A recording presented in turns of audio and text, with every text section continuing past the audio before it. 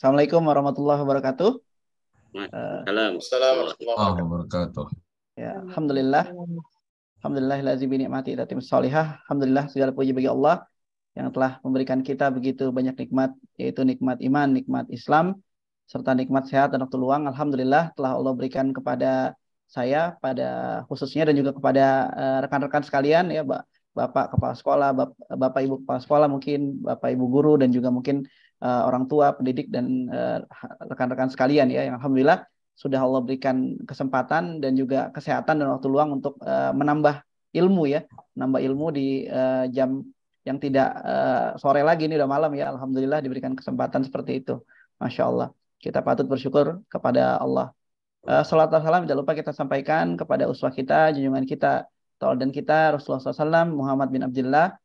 Semoga kita bisa mengikuti jejak langkah beliau, kemudian juga kita bisa berkumpul dengan beliau di telaga beliau nanti kelak di akhirat nanti, insya Allah. Amin.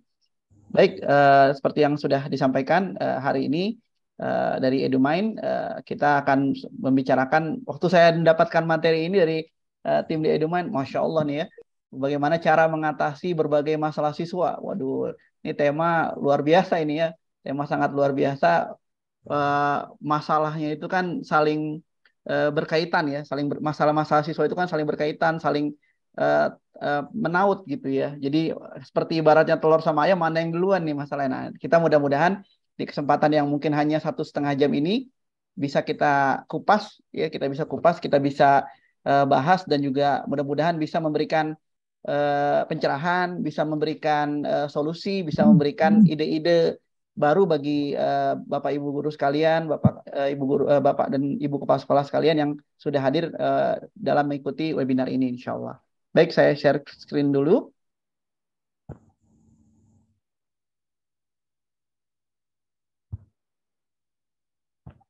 Baik, Bismillah. Sudah muncul ya? Alhamdulillah sudah. Baik, Sudah. Alhamdulillah. Nah, hari ini kita akan malam ini kita akan bicara mengenai cara mengenali dan mengatasi berbagai permasalahan siswa. Nah, waktu saya tanya siswanya rentang usianya berapa nih? Karena kan secara psikologis kan siswa yang di rentang mungkin usianya di bawah 10 tahun itu kan belum terhitung remaja ya. Nah, kita akan sedikit bahas mengenai banyak mengupas mengenai remaja di sini ya, terutama berarti di kelas dari mulai kelas 11 dan dari mulai kelas 4 ya, 4 SD sampai mungkin sampai kelas 12 gitu, bahkan kuliah ya, karena kan kuliah itu kan mulainya mungkin di usia 17 atau bahkan ada yang lebih cepat sekarang ya, kuliah itu mungkin usia 16 sudah mulai kuliah sekarang gitu. Nah, kemudian oleh saya Sandriaf Alga yang posisi psikolog, memang namanya agak unik ya. Tenang saja, saya bukan orang tua saya bukan guru biologi ya, jadi tidak ada hubungannya sama ganggang ya. Jadi emang kodratullah dapat dikasih namanya seperti itu, kata orang tua saya sih akronim gitu, tapi kepanjangan kalau kita bicarakan di sini. Baik, jabatan saya sekarang saya aktif di Bintang Pelajar ya. Kalau mungkin rekan-rekan sekalian belum mengetahui, Bintang Pelajar merupakan bimbel ya, Bintang Pelajar merupakan bimbel bimbingan belajar yang fokus dari mulai kelas 4 SD sampai perkuliahan gitu ya. Dan saya menghandle seluruh aktivitas psikologis ya, motivasi, kemudian psikotes, memberikan achievement motivation kepada siswa, dan juga membawahi beberapa orang dari fungsional, membawahi beberapa kepala BIKON ya, bimbingan konseling gitu ya. Kemudian kita akan bicara apa hari ini? Kita akan lihat latar belakangnya, kemudian masalah siswa dan mengenali bagaimana siswa bermasalah itu seperti apa sih gitu. Apakah siswa saya sekarang yang diam-diam di pojok sana pada saat saya menjelaskan, apakah dia disebut bermasalah? Apakah siswa saya yang selalu membolos, apakah itu bermasalah, Ustaz? Nah, ini kita akan bahas bagaimana seorang siswa bisa disebut bermasalah, apakah itu masalahnya gangguan kesehatan mental, apakah itu masalahnya bullying ataupun masalah akademik ya. Kemudian aktivitas intervensinya seperti apa? Tentu saja rekan-rekan sekalian menghadiri webinar ini tidak hanya untuk sekedar tahu teorinya gitu ya. Mungkin rekan-rekan lebih paham ya, mungkin udah lebih ngerti daripada Ana ya. Sudah banyak berkecimpung di dunia pendidikan, mungkin juga ada yang sudah S3 dan sebagainya, mungkin lebih paham. bagaimana teorinya, tapi bagaimana sih intervensinya gitu ya. Mudah-mudahan di sini bisa diberikan gambaran intervensi atau aktivitas yang bisa dilakukan untuk bisa mengatasi siswa-siswa yang bermasalah itu gitu. Karena pengalaman saya selama hampir 18 tahun setelah menjadi psikolog, kalau guru-guru di sekolah tuh butuhnya tuh prakteknya gitu. Praktisnya gimana Ustaz gitu. Teorinya gimana? Itu strategiknya oke gitu, tapi implementasi di lapangan gimana? Nah, biasanya kalau rekan-rekan guru dan orang tua nyarinya yang lebih praktek gitu ya, sifatnya seperti itu. Dan juga kesimpulan. Nah, ini tadi sudah disampaikan CV saya, jadi saya tidak perlu bacakan kembali. Ini kontak infonya, nanti kan bagi yang bisa mendapatkan CV saya, ini ada nomor, ada Instagram, ada nomor telepon, ada alamat email, jadi bisa kontak-kontakan, mau follow di Instagram juga boleh. Sebagai seorang psikolog, saya selalu berusaha untuk update ya dengan apa-apa yang si siswa zaman ini, generasi Z ini ya, dan generasi Alpha ini, mereka innya apa sih gitu? Apakah Twitter yang dulu yang sekarang namanya jadi X gitu ya? Apakah Instagram? Apakah TikTok? Nah, apakah Facebook gitu? Bahkan dari mulai zaman dulu saya udah ada Friendster ya, mungkin Bapak Ibu sekalian ya, rekan-rekan sekalian tahu yang namanya Friendster ya. Yang anak-anak zaman sekarang mah nggak tahu Friendster itu apa ya. Nah, itu saya sudah aktif di situ gitu, karena untuk mengetahui apa yang sedang tren gitu. Jadi biar saya bisa lebih relatable kalau bahasa Inggrisnya gitu, bisa lebih lebih connect gitu ya, lebih connect dengan siswa atau mahasiswa yang memang mereka dunianya sedang ada aktivitas apa sekarang gitu ya. Nah, latar belakang ya rekan-rekan sekalian, latar belakangnya apa nih? Nah, latar belakangnya banyak masalah ya di sekitar kita. Nah, contohnya ini, patah hati siswa SMK gantung diri gara-gara ditinggal pacarnya. Itu bahkan sekarang itu udah ikutin tren di barat. Tren di barat tuh yang dimulai di Amerika kalau saya tidak salah. Jadi dia membuat pesan kematian gitu. Jadi pada saat dia pengen bunuh diri, dia rekam gitu. Bahkan live streaming gitu, apakah itu di Facebook, apakah di Instagram gitu, untuk menunjukkan kepada orang yang pernah melukai perasaan dia nih gara-gara mengambil nyawa saya gitu. Nah, itu. Jadi ada masalah seperti ini. Dan ini ibaratnya kasuistik pun, kalau kasuistik dibilang kecil ya udah banyak sekarang. Bahkan ada yang terbaru ya, rekan-rekan sekalian, di Jakarta di daerah Petukangan, kalau saya tidak salah itu SD kelas 4. Lompat dari lantai 4 sekolahnya di, kalau nggak salah, di sekolahnya di SD. Nah, itu sudah cukup sudah bisa dibilang tidak hanya kasuistik pencilan-pencilan, tapi udah mulai banyak gitu ya informasi yang kita dengar mengenai masalah ini. Nah, mengenai tawuran kembali lagi gitu ya. Kenapa anak-anak STM ya, dulu anak STM biasanya kan suka tawuran tuh gitu. Kalau saya dulu alhamdulillah di SMA anak cupu lah kalau bilang sekarang ya, nggak tawuran gitu ya. Tapi tawuran juga kembali marak. Bahkan sekarang ada geng-gengan gitu ya. Kelitih ya kalau nggak salah di Jogja itu kan. Jadi geng-geng motor lah yang mula-mula terbentuk dari mungkin di lingkungan sekolah atau oleh alumninya gitu. Itu terjadi lagi gitu ya di kalangan remaja kita. Nah, kemudian ini yang paling terbaru nih, tersangka bullying di Cilacap bisa bertambah ya. Yang mungkin videonya sudah kita saksikan sendiri. Ya, bagaimana saya aja ngeringis lihatnya gitu ya, apalagi yang mungkin ibu-ibunya ya, yang mungkin punya anak gitu ya, atau bahkan yang kasihan banget itu tendang anaknya gitu ya, seperti itu ibaratnya di smackdown lah kalau bahasa saya zaman dulu kecil kan, di smackdown gitu. Tapi ini lebih parah dan direkam gitu ya. Nggak habis pikirnya saya itu direkam gitu ya. Direkam untuk apa kan, orang berpikir ya, untuk apa direkam gitu ya. Kan mungkin kalau bullying zaman dulu ya mungkin biar nggak ketahuan ya. Ini kayaknya kesannya pengen ketahuan gitu. Nah, kenapa nih gitu. Kemudian sedikit data mengenai Indonesia merupakan peringkat ke-72 dari 77 negara pada ranking PISA.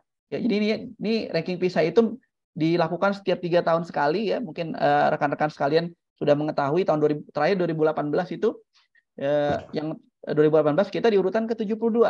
Ini kalau nggak salah hitungan dari kemampuan matematik, kemampuan membaca, itu kita rendah sekali. Itu dilakukan pada anak usia 15 tahun.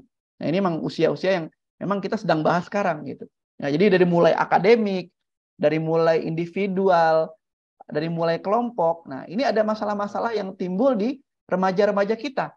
gitu di anak didik kita nih, gitu ya, di siswa kita kok. Yang mungkin zaman dulu Bapak Ibu sekalian mungkin kalau tawuran berantem ya atu-atu nih Pak Alga. Kalau tawuran mah kita rame-rame datang tapi adu-adu atu-atu. Ini yang lemah ditendang, dipukul dan seterusnya.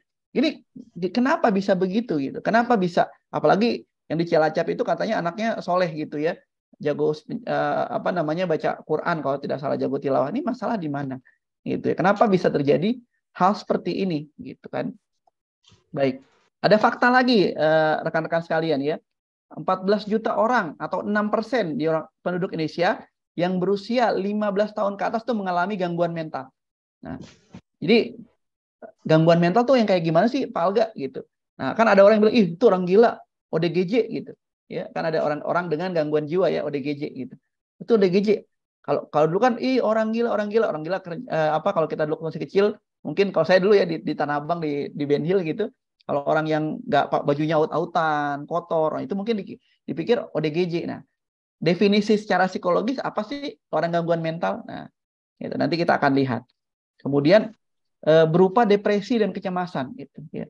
Jadi 14 juta orang, 6% itu ya, orang di atas 15 tahun di Indonesia itu udah mengalami gangguan kecemasan.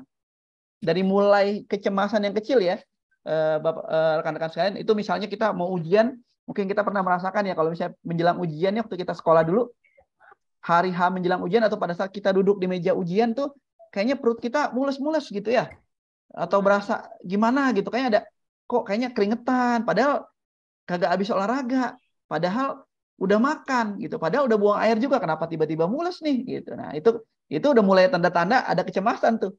Ya, kalau di psikologi namanya psikosomatis gitu. Ya, jadi psikis mempengaruhi fisiologis gitu. Jadi psikis kita, pikiran kita membuat badan kita bereaksi gitu ya. Badan kita bereaksi menjadi sakit gitu.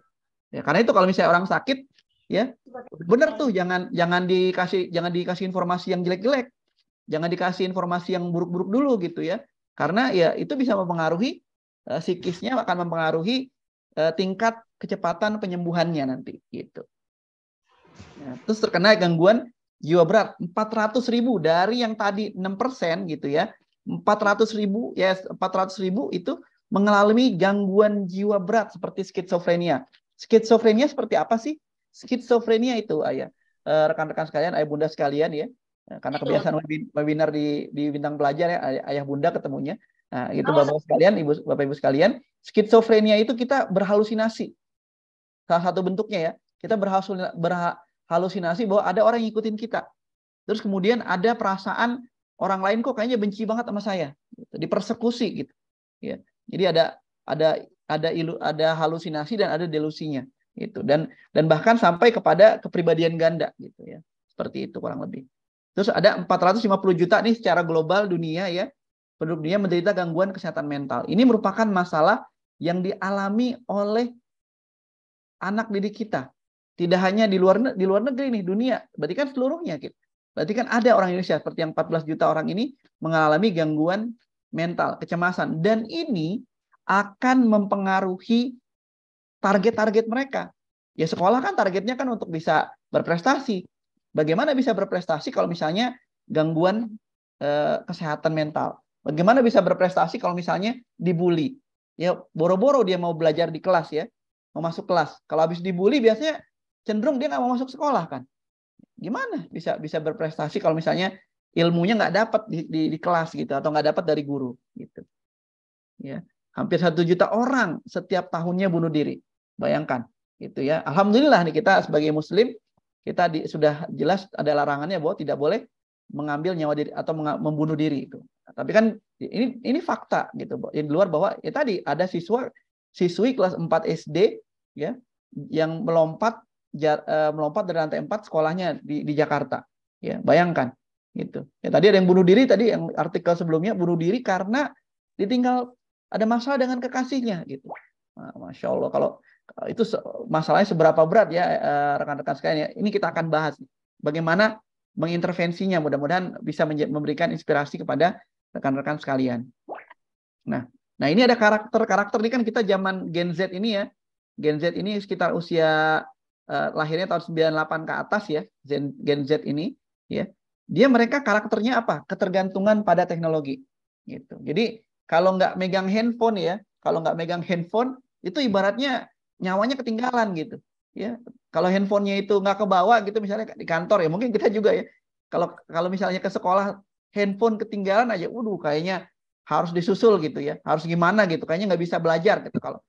Dan sekarang tergantungan teknologi tidak hanya seperti itu, menggunakan AI misalnya, tergantung sama, dulu kan Google ya mungkin zaman kita belum terlalu marak ya, zaman saya sih kuliah tahun 2001 belum terlalu marak search engine seperti Google. Kalau sekarang Masya Allah, bikin tugas kuliah atau tugas sekolah aja pakai chat GPT ya, pakai AI gitu ya, tinggal ketik keluar jawabannya gitu kan, atau suruh bikin karya tulis kadang-kadang pakai AI gitu. Itu tergantungan teknologi. Kemudian kesehatan mental rentan terganggu, ini karakter negatif mereka. Jadi kesehatan mental tuh kayaknya, mohon maaf ya, mungkin bagi rekan-rekan yang seusia sekarang, kayak kesannya tuh rapuh gitu ya, rapuh gitu mentalnya gitu. Jadi disentil dikit nangis gitu, butuh healing gitu ya, Bapak Ibu sekalian ya. Kalau kita mungkin kan zaman dulu mah nggak seperti itu gitu ya mentalnya gitu. Nah, kesehatan mental mereka rentan terganggu. Kegiatan kemudian, seperti ini, tapi temanya beda-beda. Ya. Kemudian canggung bersosialisasi dan komunikasi di dunia nyata. Gitu. Jadi di dunia maya itu jagoan banget. Wow, kamu datanglah ke rumah saya, bisa diketik gitu ya, di chat, di komen. Ayo lu berantem, datang ke rumah saya, bla bla bla bla gitu. Ayo send gitu. Nah, pas didatengin, wah nangis. Gitu. Pas didatengin nggak berani keluar. Atau misalnya komunikasi pakai emoji ya, pakai emoticon aja gitu. Nah, pada saat ketemu orang di dunia nyata bingung, awkward ya, canggung, malah sibuk di depan handphone aja ngetik-ngetik gitu. Kalau misalnya ketemu kumpul dengan keluarga, kok main handphone mulu nih anak gitu kan. Nah, mereka canggung karena mereka sifatnya karena ketergantungan teknologi, jadi berinteraksi dengan manusia jadi belum nggak terlatih gitu, kurang terlatih gitu. Dan karakternya lagi mudah menerima keberagaman. Ya, ini bisa hal yang bagus, bisa hal yang buruk gitu. Mudah menerima, contohnya apa? LGBT. Itu kan di luar udah umum, Pak. Itu di luar udah umum mah. LGBT itu mah gitu. Udah hal yang biasa. Ngapain sih kita ganggu-ganggu? Nah, ini karakter mereka. Nah, kalau kita sebagai umat Islam tentu saja punya pegangan yang lebih kuat dibandingkan budaya atau pengaruh dari barat gitu ya. Nah, ini karakter-karakter. Nah, ini adalah latar belakang. Latar belakang sebelum saya bahas mengapa masalah-masalah apa saja sih ya yang mendera atau mengenai siswa-siswa kita di sekolah atau di rumah, anak-anak kita di rumah. Nah, masalah-masalahnya karena tadi saya bilang, masalahnya kompleks sekali ya. Masalah itu kan banyak, ada masalah.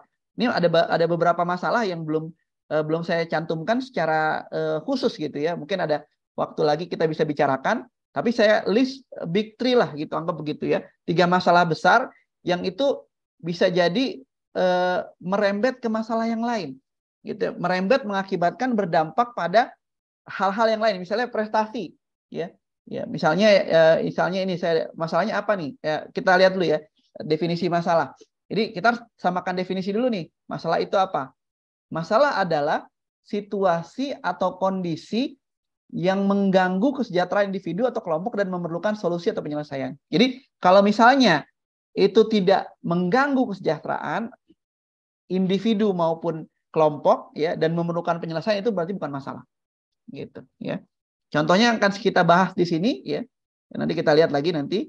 Ya, akar masalah ya. Akar masalahnya apa sih? Akar masalahnya masalah siswa ya. Jangan sampai ini akar masalahnya. Kalau dulu di teori root cause analysis gitu ya, teori akar masalah gitu. Kita harus menemukan permasalahannya, akar masalahnya, bukan masalah-masalah yang muncul di permukaan. Kalau misalnya kita hanya menyelesaikan masalah yang muncul di permukaan, masalah itu akan termuncul gitu. Masalah itu akan tetap keluar lagi gitu dan tidak akan terselesaikan secara tuntas gitu. Nah, akar masalah siswa itu bisa dilihat dari 2 sudut pandang, rekan-rekan sekalian. Kalau di psikologi itu biasanya itu cuma 2 gitu. Faktor-faktor yang berpengaruh itu ya secara global ya, nature atau nurture ya. apakah masalah itu ditimbulkan dari genetik, ya, nature? Apakah masalah itu ditimbulkan dari nurture, lingkungan? Ya, ya, saya ulangi, apakah masalah itu timbul dari nature? Apakah orang tua yang bermasalah, ya, bapak ibunya, mohon maaf, mungkin terpidana gitu ya, bapak ibunya terpidana narkoba atau punya karakter yang jahat, apakah mereka akan menimbulkan anak yang juga bermasalah? Gitu. Itu maksudnya kalau nature, gitu ya. Nah, kalau dari sudut pandang nurture di psikologi, dibilang lingkunganlah yang mempengaruhi si anak ini. Apakah mau dia tidak peduli dia lahir dari orang tua yang kurang baik, yang mungkin tidak baik di mata norma-norma yang berlaku di masyarakat, tapi selama lingkungannya baik, misalnya dibesarkan di pesantren, mungkin dibesarkan oleh kakek neneknya yang agamis, ya, ritual ibadahnya rajin dan sebagainya, insya Allah tidak akan berpengaruh, gitu ya. Nah, ini adalah akar masalah siswa gitu. Dua hal ini, rekan-rekan sekalian, saling mempengaruhi gitu. Jadi kalau secara kesimpulan bukan dilihat sebagai satu hal yang berdiri sendiri. Oh, masalahnya di nature. Pokoknya jangan sampai misalnya nih ada rekan-rekan sekalian sini masih single. Pokoknya saya harus nyari calon suami yang baik, ya, yang soleh gitu. Insya Allah biar anaknya baik juga. Tapi kalau misalnya anaknya setelah itu tidak diurus, tidak mendapatkan pendidikan yang baik, tidak mendapatkan arahan yang baik, arahan yang benar, ya bisa jadi dia akan mengarah kepada siswa yang bermasalah, gitu ya. Kita lihat masalah-masalah pertama yang akan kita bahas, ya. Nah, ini gangguan kesehatan mental. Kenapa gangguan kesehatan mental saya kedepankan di sini? Karena ini bisa berdampak kepada masalah-masalah yang lain, masalah-masalah yang di permukaan. Misalnya masalah penyalahgunaan narkoba, masalah penyalahgunaan miras, masalah tawuran. Nah, bisa jadi akar masalahnya itu, ya, salah satunya dari gangguan kesehatan mental yang dimiliki oleh siswa tersebut. Itu yang pertama. Kedua yang akan kita bahas adalah masalah akademik. Gitu. Kenapa siswa di sekolah itu ada yang pinter, ada yang semangat belajar, ya, ada yang pinter, ada yang pinter di tes psikotes IQ-nya tinggi, tapi kok di raport nilainya biasa-biasa aja. Tapi kok di raport kok malah merah-merah isinya gitu ya, kebakaran kalau bahasa zaman dulu. Kenapa seperti itu? Gitu. Ini masalah akademik yang akan kita bahas. Ya, karena ini berpengaruh ke yang lain. Ya, masalah akademik ini. Dari masalah akademik ini akan berpengaruh tadi contohnya kepada yang penyalahgunaan, mungkin awal mulanya kenakalan biasa, ya, bolos, kemudian gaul sama anak-anak yang kurang benar, akhirnya ke narkoba, akhirnya ke miras, akhirnya dan seterusnya. Gitu. Ini masalah akar masalah gitu. Dan yang ketiga bullying, karena ini merupakan hal yang besar gitu ya, yang besar yang sedang mendera, setidaknya secara media kita lihat ini sangat masif gitu, di mana-mana di Indonesia tuh sekarang beritanya pop up muncul bullying di sini, bullying di sana, dapat video dari Twitter, dapat video dari Instagram bahwa ini ada kejadian siswa dipukul, dibully, bahkan ada yang bully secara verbal atau secara cyber gitu. Nah, ini 3 hal yang saya pikir adalah akar masalah gitu. Akar masalah yang perlu kita selesaikan sehingga tidak menimbulkan siswa masalah lain pada diri siswa gitu ya. Ini masalah yang masa kini ya. Kita bahas pertama kesehatan mental ya, rekan-rekan sekalian. Nah, kita lihat kesehatan mental apa sih? Ya, kesehatan mental itu apa sih gitu. Kondisi emosional dan psikologis ya. Jadi kondisi emosional dan psikologis dan sosial seseorang yang baik, yang memampukan dia untuk menghadapi tekanan atau stres ya, baik pada saat belajar, bekerja, kemudian dia bisa menggapai potensinya gitu ya. Jadi dan sekaligus berkontribusi untuk masyarakat. Jadi orang yang sehat mentalnya, dia secara sosial, emosional, psikologis, dia mampu ya mengeluarkan potensi-potensi terbaik dalam dirinya ya untuk berkontribusi kepada masyarakat dan juga kepada dirinya sendiri. Itu adalah orang siswa yang mentalnya sehat. Gitu. Nah, kalau dia tidak sehat mentalnya, jadi namanya terkena gangguan kesehatan mental. Gitu. Nah, salah satu contoh tadi kan disebutkan ya di awal ya, disebutkan tadi kecemasan, stres, gitu ya, kecemasan atau stres gitu. Kayak tadi saya contohkan, kalau saya dulu waktu ujian suka begitu ya, bahkan sebelum presentasi ini nih, saya juga biasanya ada sedikit ketegangan gitu ya, atau perut kayaknya ada sesuatu nih, padahal nggak ada salah makan gitu. Kenapa menjelang suatu event yang besar, kenapa jadi kok kayaknya grogi gitu ya? Nah, kok kayaknya kurang nyaman gitu. Nah, itu karena stres, gitu ya. Tapi stres nanti ada dua jenis stres. Tapi kita lihat tuh definisinya ya. Stres adalah respon emosional yang melibatkan perasaan takut, khawatir, dan gelisah terhadap situasi atau peristiwa yang dianggap ancaman.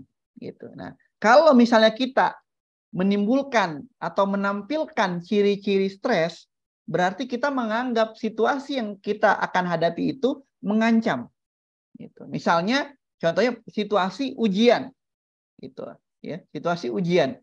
Kita merasa, kayaknya belum belajar nih, kayaknya belajarnya 10 bab, saya baru 5 bab, wah cemas dong. Nah itu kan membahayakan kehidupan kita di akademik kampus gitu atau di sekolah gitu kan. Nah jadinya kita stres gitu. Jadinya kita memiliki kecemasan gitu. Respon cemas tuh bentuknya seperti apa sih? Biar jelas nih. Ini yang disebut cemas, itu yang disebut tidak cemas gitu. Jadi biar kita bisa membedakan. Ya, respon fisiologis, respon tubuh kita. Bagaimana sih respon fisiologis atau respon fisik seseorang yang cemas gitu. Jantungnya berdebar cepat. Ya. Keringat dingin, ya. Kemudian perutnya kayaknya asam lambung naik gitu ya. Ya. Mungkin rekan-rekan sekalian atau Bapak Ibu guru ya, Bapak Ibu kepala sekolah sekalian juga pernah mengalami, wah mau ketemu supervisor nih. Wah, tegang nih ya, padahal udah siap semua. Ya. Kita aja yang sudah dewasa seperti itu, bayangkan anak-anak didik kita bagaimana gitu ya. Ya, ini bentuk-bentuk contoh fisiologisnya. Untuk menandakan anak ini cemas atau tidak, lihat. Keringetan nggak? Keringetannya gitu ya. Terus juga kayaknya kok napasnya cepet nih, kenceng nih gitu ya. Dingin gitu, keringat dingin gitu. Kalau keringetan habis olahraga kan panas gitu ya. Gitu. Kemudian respon psikologis orang cemas seperti apa sih? Gitu ya. Orang bisa disebut cemas, apakah saya ini sedang cemas atau tidak, Pak Alga? Gitu. Nah, kalau misalnya kita pikiran kemana-mana, ngayal gitu ya, meragukan diri sendiri, kurang percaya diri, itu berarti cemas. Gitu. Ya saya ulangi ya.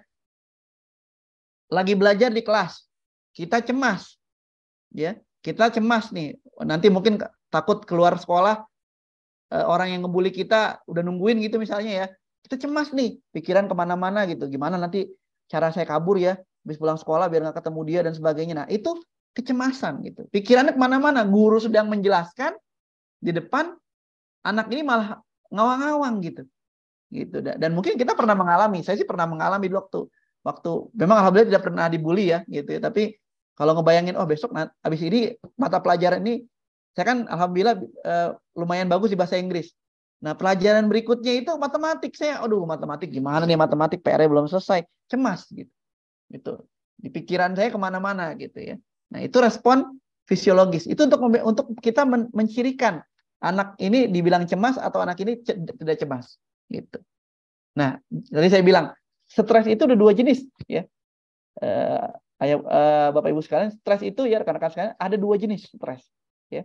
Jangan dibilang semua stres itu jelek gitu. Tidak semua stres itu ya secara psikologis itu dibilang buruk gitu. Ada stres yang bagus yang mampu mendorong kita, ada stres yang benar-benar membuat kita semakin jatuh ke bawah tuh ada gitu. Nah, pertama itu kecemasan yang merusak. Itu namanya istilahnya distress gitu ya. Jadi kita tuh ini kecemasan yang mengarah pada bisa sampai kita cemasnya itu nervous breakdown kalau istilah luar negerinya gitu. Jadi kita udah nggak bisa ngapa-ngapain lagi kalau udah nervous banget. Nervous breakdown tuh kita udah stres tingkat tinggi, stres kronis parah gitu. Nah, ada juga kecemasan yang mendorong. Itu namanya eustress. Gitu. Contohnya gimana Pak Alga? Contohnya nih, saya sering nih waktu kuliah dulu ya. Jangan ditiru ya. Kalau ada adik-adik yang masih kuliah jangan ditiru ya. Jadi saya itu kalau misalnya dikasih tugas seminggu gitu ya, atau seminggu lah ya dari dosen gitu, saya sama teman-teman kelompok itu tuh benar-benar prokrastinator sejati gitu ya. Prokrastinator ya, prokrastinasi itu kita menunda-nunda pekerjaan gitu. Padahal udah dikasih tahu seminggu yang lalu. Nah, pada saat Hamin 1 mau dikumpulkan, langsung tuh pada sibuk. Alga, ayo kita kumpul di rumah Rizky, teman-teman saya. Rumah Rizky di Tebet, kita ngumpul, kita ada tugas ini. Nah, ya kan besok mau dikumpulin kan, besok mau dipresentasikan. Jadi itu stres. Tapi stresnya yang buat otak tuh encer. Nah, mungkin Bapak Ibu sekalian juga pernah merasakan, teman-teman pernah ngerasain gitu. Jadi bikin sesuatu tuh kalau nggak terdesak tuh nggak keluar ide gitu. Nah, ya. Kalau merasa seminggu masih jauh gitu ya, masih lama, santai-santai aja gitu. Nah, tipe-tipe. Nah, jika Hamin 1 tuh langsung idenya keluar, kreatif gitu ya. Malam-malam sampai begadang juga langsung bikin 4 bab juga lancar gitu. Itu yang namanya eustress gitu. Nah, eustress itu adalah frustasi, khawatir, tapi juga disertai dengan antusiasme. Wih, idenya dapet nih gitu. Mungkin pada seminggu awal dikasih tugasnya sama dosen sama bu guru, Pak Guru nggak kepikiran mau bikin apa ini tugasnya. Nah, tapi pada saat udah Hamin 1, Hamin 2, wih, udah mulai idenya udah dapat. Kayaknya bikin ini aja nih, kayak bikin itu gitu. Ya mungkin seperti itu gitu. Kemudian meningkatkan mood ya, orang jelas ya.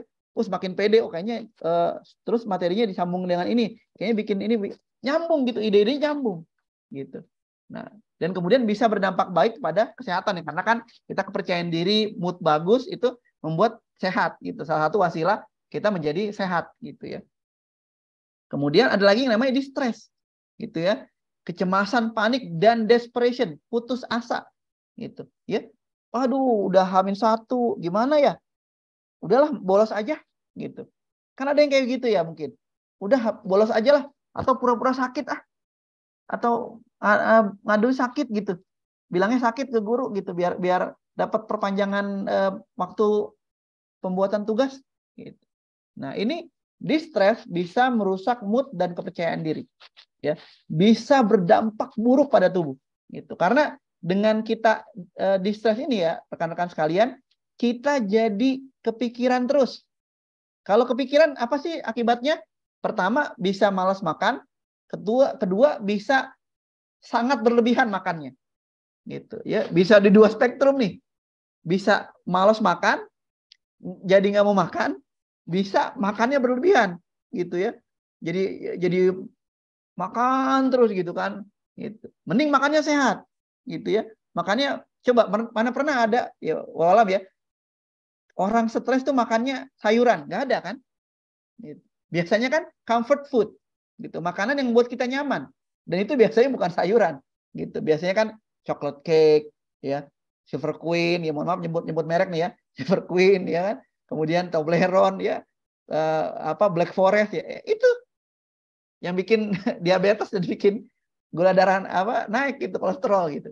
Seperti itu ya, yang bisa berdampak. Nah, ini stresnya ada 2. Jadi jangan dipikir stres itu stres itu suatu hal yang negatif. Enggak. Kadang-kadang pada anak-anak tertentu ya, eustress ini menyebabkan dia lebih encer lagi otaknya gitu. Tapi enggak semuanya seperti ini. Gitu ya, enggak semuanya seperti ini. Kemudian indikator siswa yang dengan kondisi kesehatan mental yang baik kayak gimana sih? Biar kita mengetahui nih, alhamdulillah siswa saya yang ini mentalnya bagus. Alhamdulillah anak saya seperti yang Pak Alga bilang di PowerPoint-nya, alhamdulillah mentalnya bagus. Saya nggak perlu khawatir. Gitu ya. Nah, resilient, tangguh. Pertama anaknya tangguh. Gitu. Jadi kalau dikasih tugas apa aja, siap. Udah kayak militer lah. Siap Bun, siap ya, nggak apa-apa. Tapi kamu bakal capek, ya nggak apa-apa. Aku les tambahan deh gitu. Nah, misalnya ada anak-anak yang dikasih kelebihan oleh Allah, diberikan orang tuanya bisa les, bisa bimbel gitu ya. Tapi mereka nggak mau gitu. Kan soalnya kan butuh daya tahan ya dari sekolah, mungkin full day school, kemudian sorenya bimbel. Itu butuh resiliensi tinggi. Gitu. Jangan salah, butuh kemampuan daya tahan resiliensi yang tinggi untuk bisa bertahan untuk mengerjakan tugas atau mengerjakan aktivitas itu. Kemudian emosinya stabil, nggak mudah marah. Kan ada anak kita kalau lagi, dan ini dibedakan antara jika ada situasi-situasi khusus ya. Kalau misalnya ada situasi-situasi khusus, habis dimarahin guru terus dia dicolek sama temennya, dia marah ya wajar. Gitu. Tapi ini kita bicara secara umum, emosinya stabil, gitu. Ya, emosinya stabil, tidak mudah diprovokasi, gitu. Tidak mudah diejek, dia nggak marah, gitu, nggak ngejar gitu, mungkin nggak kayak Mario Dandi gitu ya. Yang sama David Ozora itu ya, subhanallah, itu kan sampai digebugin, sampai anaknya katanya usia mentalnya itu jadi menurun, si David Ozoranya itu luar biasa ya. Ini emosinya stabil jika anak yang kesehatan mentalnya baik. Kemudian pandangan dirinya positif gitu. Dia pandangan diri positif tuh gimana sih Pak Alga? Contoh saya nih, saya kan nggak kelihatan nih di sini, tapi saya tinggi nggak tinggi amat gitu. Mungkin kalau bagi ukuran orang bule, saya pendek nih. Gitu. Pernah waktu itu umroh sama orang Mesir, kecil banget gitu kan, dibilang ini orang kecil banget nih orang gitu. Nah, tapi pandangan diri saya positif terhadap diri saya. Gitu. Nggak merasa jadi down gitu. Oh, kenapa sih saya kecil? Kenapa sih saya begini?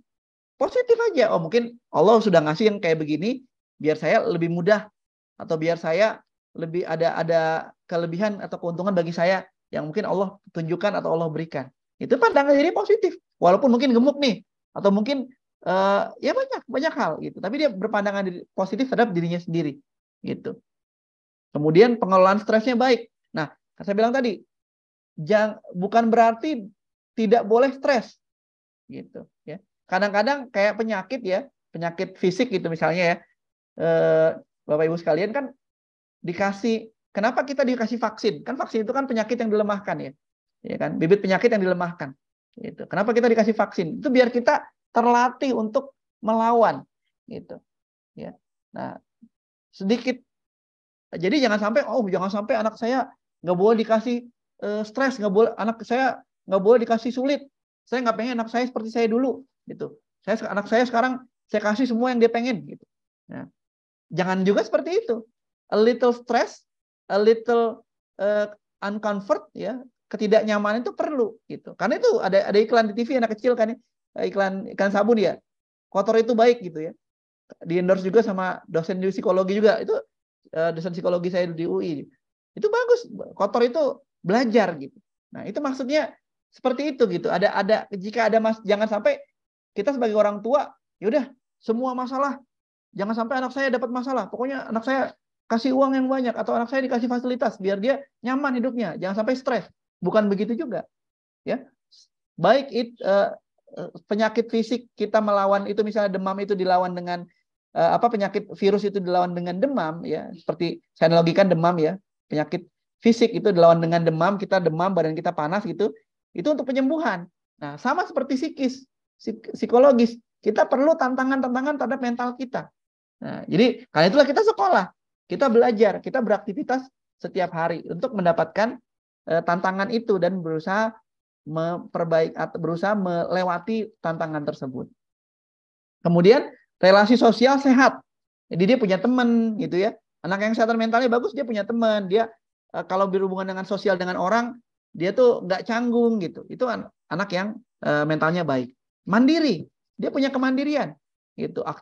Apa-apa nggak perlu disuruh. Mau belajar, kemudian yang simpel saja belajar, bangun pagi pada saat mau sekolah. Ya. Jika dia kesehatan mentalnya baik, bangun sendiri sholat subuh, azan, sholat subuh, yang ikhwan, yang laki-laki ke masjid, ya, sholat, terus siapin buku. Nah, ini anak yang mentalnya baik. Gitu. Ini secara umum ya. Jika ada bad day gitu ya, atau hari yang kurang baik, kita jadinya lemes, apa itu wajar. Gitu. Jadi bukan berarti semua smooth sailing, kita berlayar dengan mulus tuh nggak harus seperti itu. Empati dan berkomunikasi yang baik. Jadi punya keempatian, punya kepedulian. Nah, anak-anak yang biasa jadi pembuli, ya, itu empati dan komunikasinya kurang baik. Gitu. Ya. Komunikasinya itu dengan fisik, gitu, dengan tangan, gitu ya.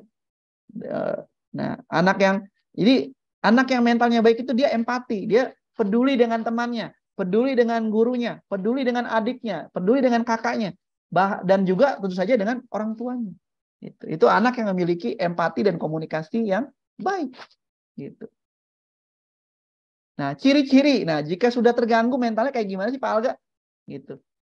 Pertama ya, perhatikan nih di anak kita terjadi atau tidak hal-hal seperti ini. Perubahan pola makan dan tidur. Gitu. Ya. Jika dia sudah awalnya kok makan 3 kali sehari, oke, bahkan nambah. Ini kenapa makan cuma sehari? Makan cuma sekali sehari. Itu pun nggak dihabisin. Nih, terus tidurnya juga awalnya nyaman, kok tiba-tiba sering keluar kamar, kok sering begadang dan seterusnya. Kemudian isolasi diri dan sosial. Yang dulu biasanya bergaul dengan temannya, yang dulu biasanya belajar kelompok dengan temannya, ikut bimbel, ikut les, ikut privat, ikut aktivitas ekskul, tiba-tiba kok nggak ikut, gitu. Dan ini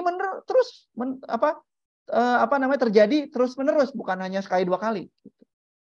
Mungkin kalau malas wajar ya, nggak ikut ekskul lagi malas wajar, sekali 2 kali. Tapi kalau udah terus itu, nah itu pertanyaan tuh, apakah dia dibully di ekskulnya gitu, misalnya ada perpeloncoan kah gitu kan, misalnya.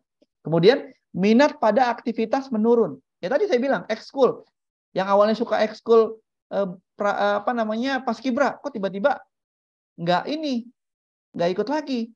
Yang suka ekskul futsal, kok nggak ikut lagi main bola futsal nih tiap hari Sabtu misalnya. Nah ini jadi pertanyaan bagi kita orang tua. Cemas dan takut berlebihan. Gitu. Kelihatannya kok di rumah tuh kayaknya sembunyi terus, khawatir terus gitu ya. Dengar suara apa itu? Gitu. Jadi kagetan gitu ya. Gitu. Beda sama yang latahan ya, rekan-rekan sekalian, yang latahan tuh beda lagi gitu. Ya. Tuh beralih ke narkoba dan alkohol. Gitu. Ya. Karena butuh escape, butuh pelarian. Karena dia mengisolasi diri secara sosial, dengan orang tua juga terisolir, ya dia cari yang bisa meredamkan kegelisahannya dia. Menurut dia ya itu berlari ke mungkin narkoba atau alkohol. Ini yang kalau sudah parah ya, yang sudah parah dan bergaulnya juga parah. Nah, sampai kepada percobaan bunuh diri gitu. Wow, menyayat-nyayat tangan gitu ya, dengan silet, nyoba-nyoba gitu. Ya, atau udah mikir, oh kayaknya jatuh dari jembatan ini enak nih atau apa. Itu udah mikir ke arah situ gitu ya. Kemudian contoh lagi, absensi meningkat dan prestasi akademik menurun. Gitu. Ini ciri-ciri ya, ciri-ciri di anak didik kita jika mereka kesehatan mentalnya terganggu. Gitu ya. Perhatikan ya, Bapak Ibu guru sekalian, jika ada hal-hal ini terjadi gitu. Presensinya meningkat, yang awalnya rajin masuk sekolah. Bahkan selalu datang sebelum bel. Udah bantu-bantu di kelas, bantu-bantu Bapak Ibu gurunya bawa tas, bawain tasnya, bawain alat peraganya gitu. Sekarang kok tiba-tiba jadi datang telat terus gitu. Kenapa? Gitu. Ini kita sebagai pendidik harus mulai ada instingnya gitu, yang nyala gitu. Oh, ini kayaknya ada masalah nih gitu ya. Kemudian, nah ini adalah spektrum ya, rentang kondisi mental ya, rentang kondisi mental. Ya. Jadi kalau misalnya mulai dari yang paling bagus itu sebelah kanan yang excelling ya, sampai ke sebelah kiri yang in crisis gitu. Jadi ini merupakan spektrum ya, Bapak Ibu sekalian ya, rekan-rekan sekalian. Jadi kita lihat nih anak-anak kita lagi di spektrum mana nih gitu. Karena setiap spektrum itu butuh intervensi dan butuh perhatian dari kita sebagai pendidik gitu. Ya. Apalagi kalau udah in crisis nih. In crisis kayak gimana dia? Kelihatannya sangat cemas, very anxious, moodnya rendah, ke sekolah nggak mau, disuruh makan nggak mau, yang biasanya mau main sama adiknya, main sama temannya sekarang nggak mau, ya absen terus, kelelahan, ya, karena kepikiran terus ya, ayah ibu sekalian tuh, Bapak Ibu sekalian, karena pikiran itu menguras fisiknya, karena itu jadi lelah, gitu.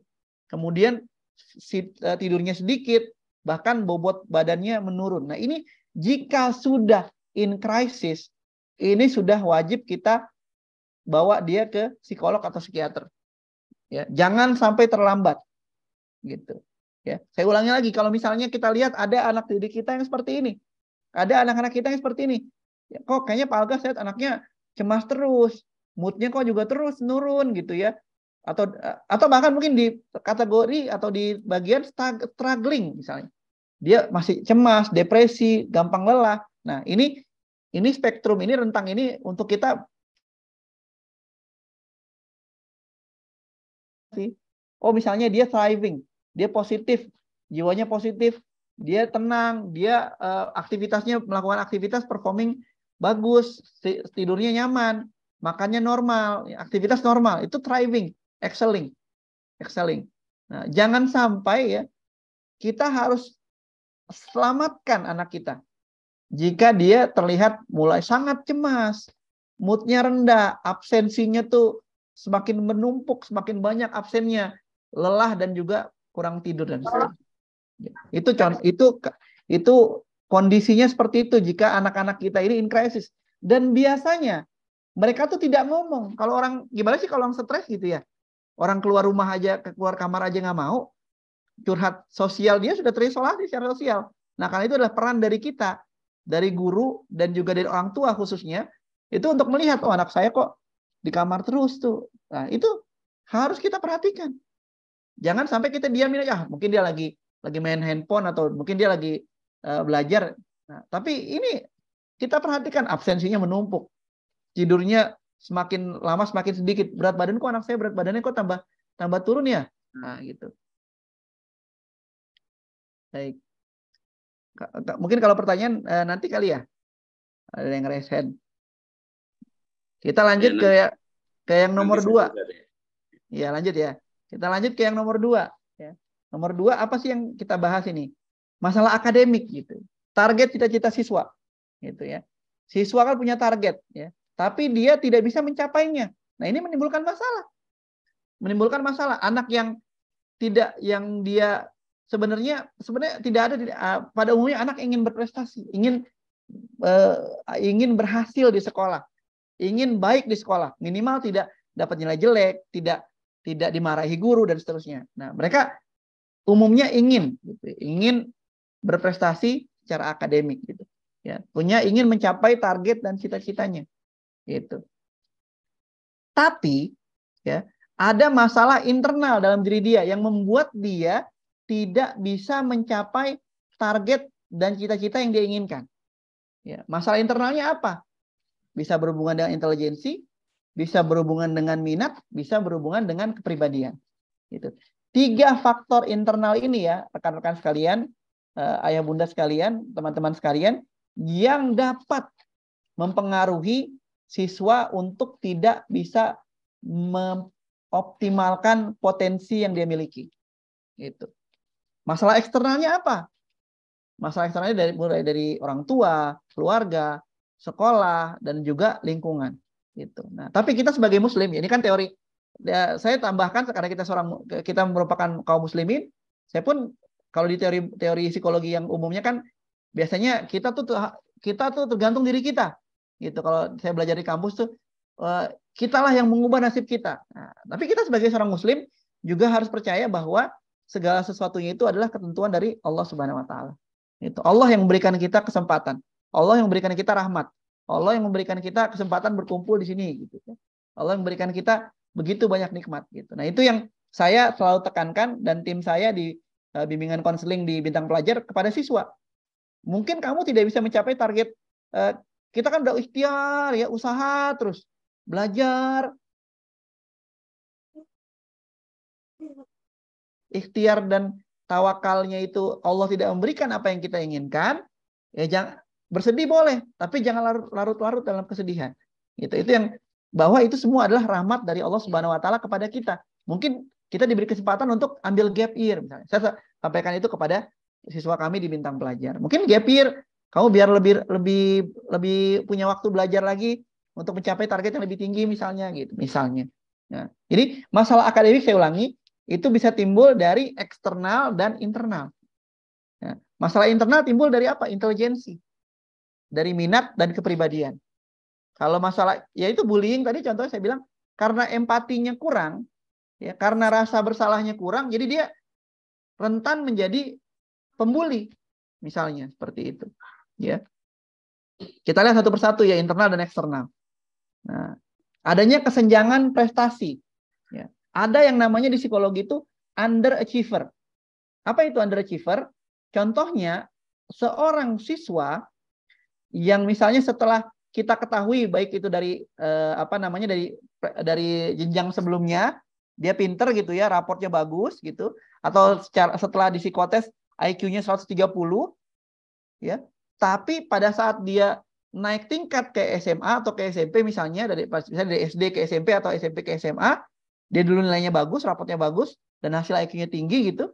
Pada saat dia pindah tingkat, naik tingkat, dia raportnya atau prestasinya tidak optimal.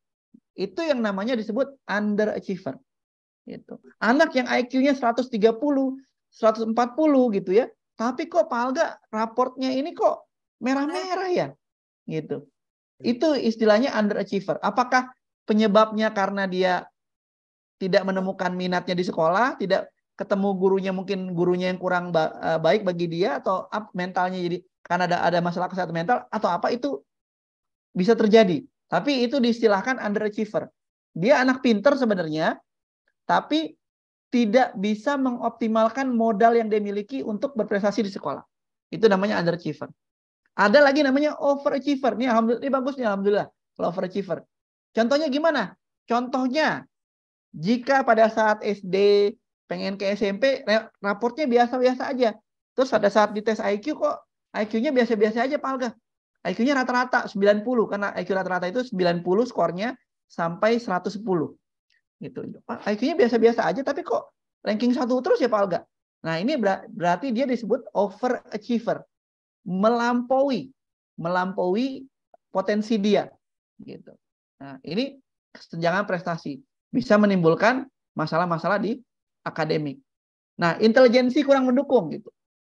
Misalnya setelah ini, misalnya intelijensi itu apa sih ya muda sekalian, rekan-rekan sekalian, Bapak Ibu sekalian? Intelijensi itu secara definisi adalah kemampuan kita untuk mengetahui masalah, kemampuan kita untuk melakukan problem solving. Itu adalah intelijensi. Gitu. Nah, apa yang membedakan anak yang IQ-nya 130 atau disebut jenius dengan anak yang IQ-nya rata-rata adalah kecepatan dia dalam menyerap informasi. Saya ulangi. Yang membedakan antara anak yang IQ-nya 130 dengan 90 adalah kemampuan dia dalam menyerap informasi dan melakukan problem solving.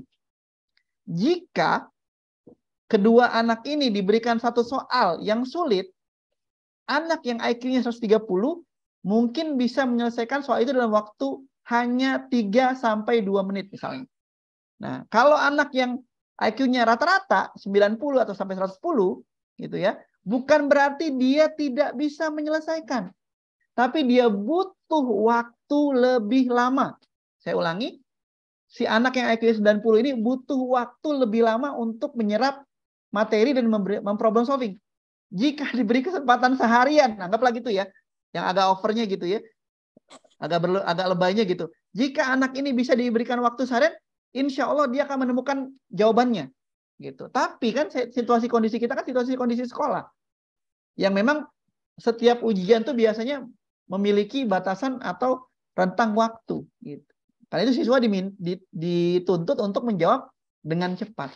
Gitu ya. Nah, intelijensi kurang mendukung. Nah, anak-anak yang IQ-nya mungkin di bawah, ini bisa menyebabkan dia melakukan kenakalan. Kok bisa Pak Alga? Bisa, karena dia nggak ngerti.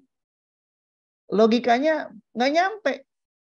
Gitu ya. Contohnya ya, anak yang kalau secara tes intelijensi kan, anak-anak yang terlebakkan mental kan mungkin dia melakukan sesuatu tuh tanpa pikir-pikir gitu. Nah, hal yang sama juga terjadi pada anak yang pintar banget, aman dong Pak Alga. Yang IQ-nya 140 tuh pintar banget, aman dong. Berarti tidak melakukan kesalahan mereka. Belum tentu.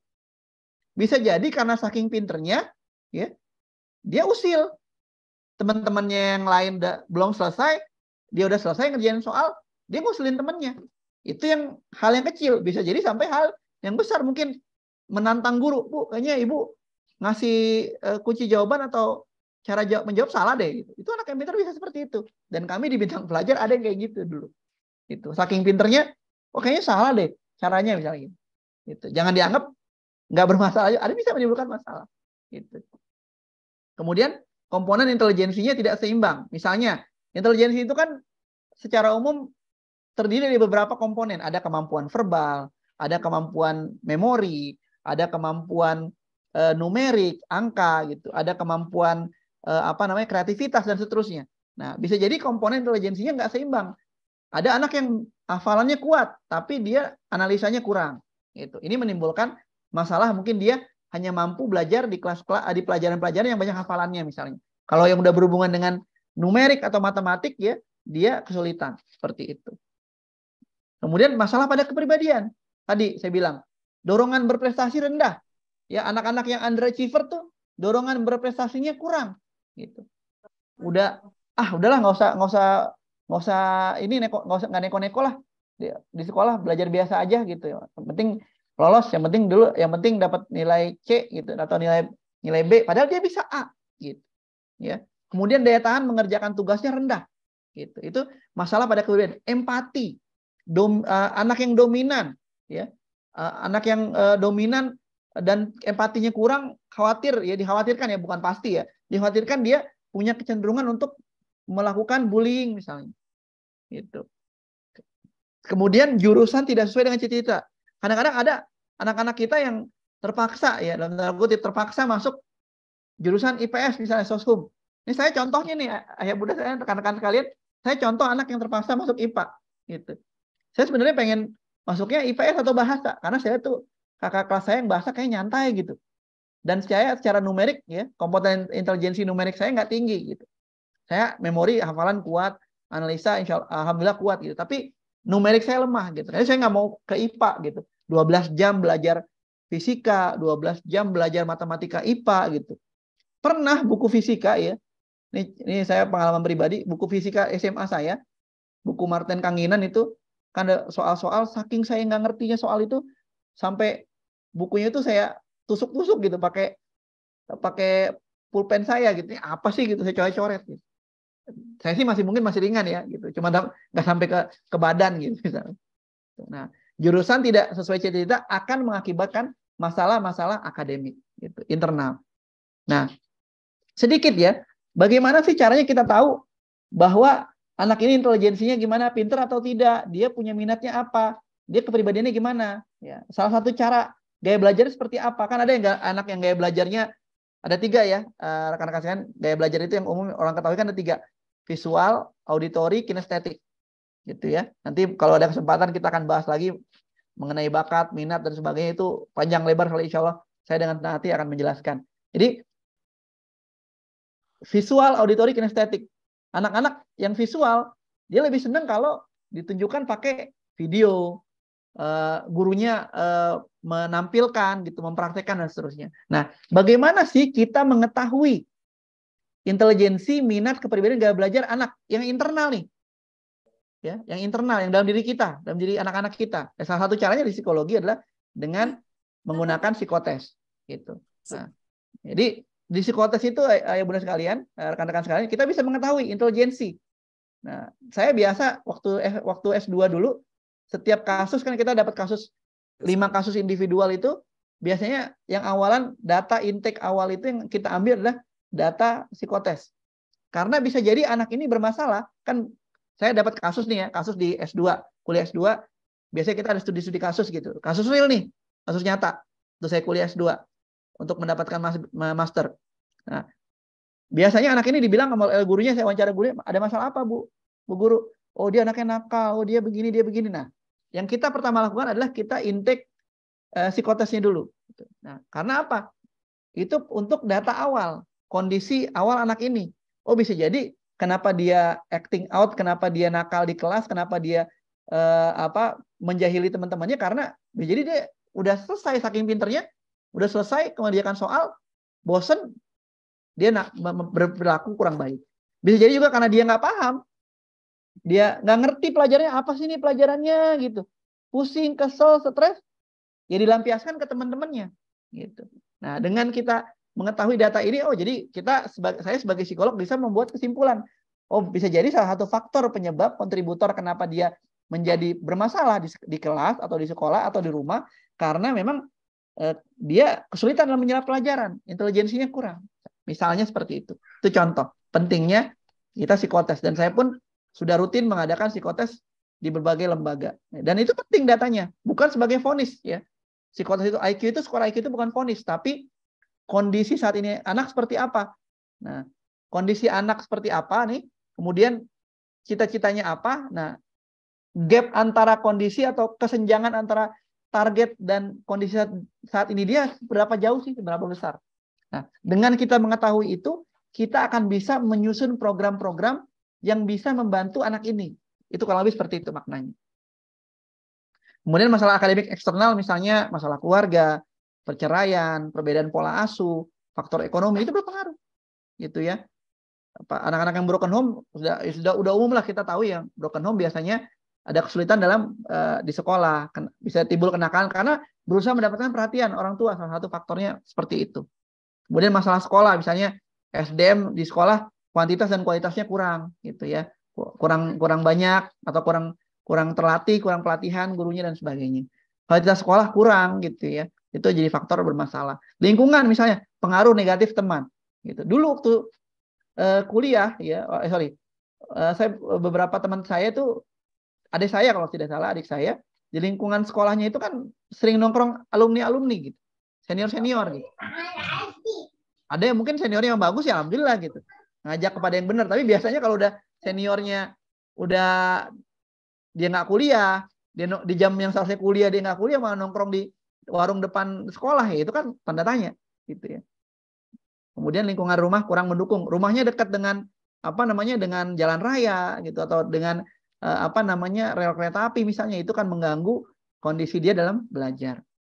Nah, masalah yang ketiga, dan ini yang masalah yang paling hot saat ini gitu ya, lagi hot saat ini, yaitu bullying gitu ya. Bullying apa sih?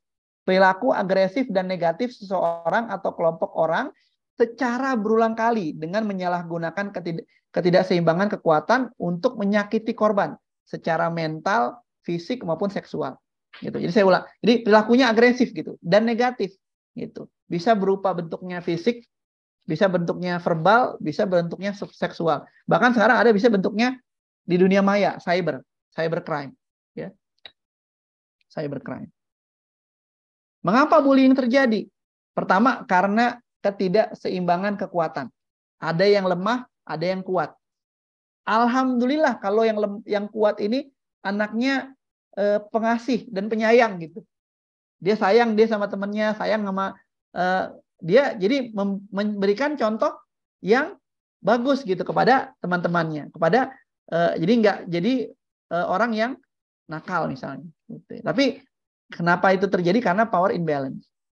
Kemudian kebutuhan mendominasi dan atensi. Kadang-kadang anak-anak yang jadi pelaku bullying itu butuh dominasi, butuh atensi gitu. Dia nggak diperhatikan di rumah, mungkin di sekolah juga mungkin kurang perhatian dari gurunya karena guru siswanya banyak gitu ya.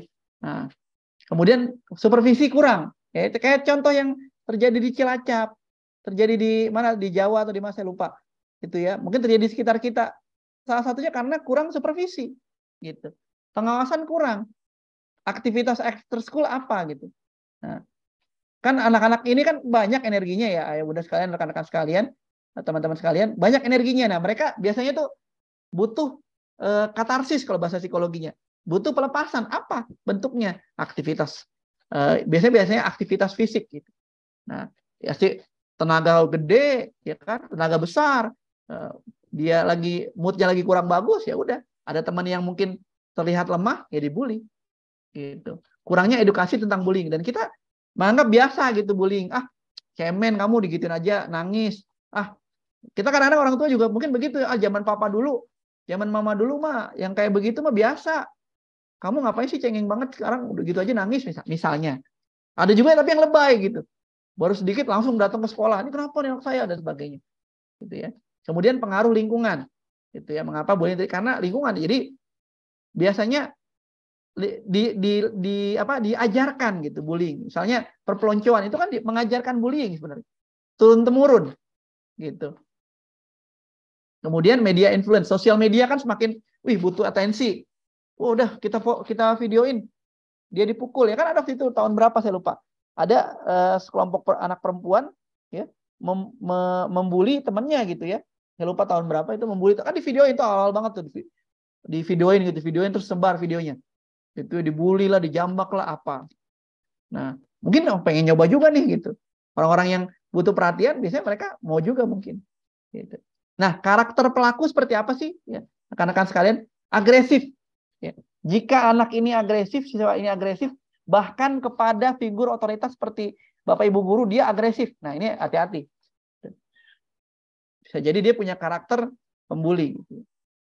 Nah, fisik lebih kuat dan sosialnya dominan. Gitu. Fisiknya lebih kuat dan dia secara sosial lebih dominan dibandingkan teman-temannya gitu. Kemudian dia punya pandangan positif pada agresivitas. Pokoknya apa-apa mukul dia. Kenapa kamu pukul teman kamu? Iya Pak, dia soalnya butuh pembelajaran. Gitu. Butuh ini, butuh itu. Gitu. Kemudian memiliki masalah kepatuhan pada aturan. Biasanya anak ini yang karakter pelaku ini dia nggak taat aturan. Gitu. Kemudian egois dan stabilitas emosinya rendah. Ya. Kurang rasa kasihannya. Nggak kepikiran jika temannya dibegitukan, dia mau nggak dibegitukan? Adiknya dibegitukan, mau nggak dia? Nah, gitu. Dia nggak punya empatinya itu udah mulai berkurang. Gitu. Rasa bersalahnya rendah. Gitu. Nggak ada. Nah, beda anak yang menjadi korban bullying, kebalikannya. Rasa bersalahnya itu tinggi banget. Biasanya itu mereka malah menyalahkan diri mereka sendiri. Mungkin saya dibully karena saya lemah ya Bu. Gitu. Mungkin karena saya culun ya Bu atau apa. Jadi mereka malah begitu. Kebalikannya kalau anak yang suka dibully, gitu, yang menjadi korban. Gitu. Nah, pemicu individu membuli adalah dia biar confidence-nya tambah tinggi, biar dia merasa berkuasa, balas dendam karena dia pernah juga dibully. Ya. Ada kebutuhan perkembangan yang tidak terpenuhi. Jadi ada kebutuhan dia butuh kasih sayang, butuh atensi gitu misalnya. Tidak dapat dia. Nah, dia pengen atensi itu sekarang ada gitu. Dengan dia membuli atau dengan dia melakukan pembulian pada temannya, orang tuanya jadi datang, orang tuanya jadi perhatian. Oh, kamu ada masalah apa sih nak? Gitu misalnya. Gitu ya. Teladannya salah gitu. Ya. Kemudian mudah dipengaruhi. Oh, udah senior dipengaruhi udah. Ini nggak apa-apa kok. Ini kita memberikan edukasi kepada junior. Gitu. Wah, oh betul nih kata kakak senior kita betul. Gitu misalnya. Ya. Nah, karakter siswa yang rentan dibully apa? Punya keunikan secara fisik. Apakah itu dia gemuk banget? Ya, obesitas, apakah dia mungkin pendek, apakah mungkin wajahnya bagaimana, pokoknya fisik gitu. Biasanya yang mudah rentan terkena itu yang kena fisik gitu. Nah, memiliki budaya atau agama yang beda. Kemudian fisik lemah gitu. Itu jelas. Mana ada yang ya korban bullying adalah biasanya yang lemah gitu. Secara tidak berani ngelawan atau tidak bisa asertif untuk menahan arus bulian itu gitu. Konsep dirinya lemah. Jadi dia itu konsep diri lemah, dia merasa saya pantas sekali dibully ya. Saya kan orangnya nggak bisa bergaul begini, wajar lah gitu. Jadi dia low self esteem gitu. Nah, ada juga anak dibully karena dia provokatif gitu ya. Apa namanya? Ibaratnya nyolek-nyolek biar dalam tanda kutip nyolek-nyolek biar dia diganggu gitu. Baik secara verbal gitu ya misalnya. Atau sebaliknya malah. Jadi sangat tidak provokatif gitu, sangat timid gitu. Jadi kok ini anak nggak pernah gaul ya. Kok ini anak nggak pernah ngumpul, tiap kuliah pulang dan sebagainya. Itu bisa jadi sasaran untuk dibully. Ciri-ciri korban bully ya. Menjadi lebih mudah dan sering sering menangis. Ya.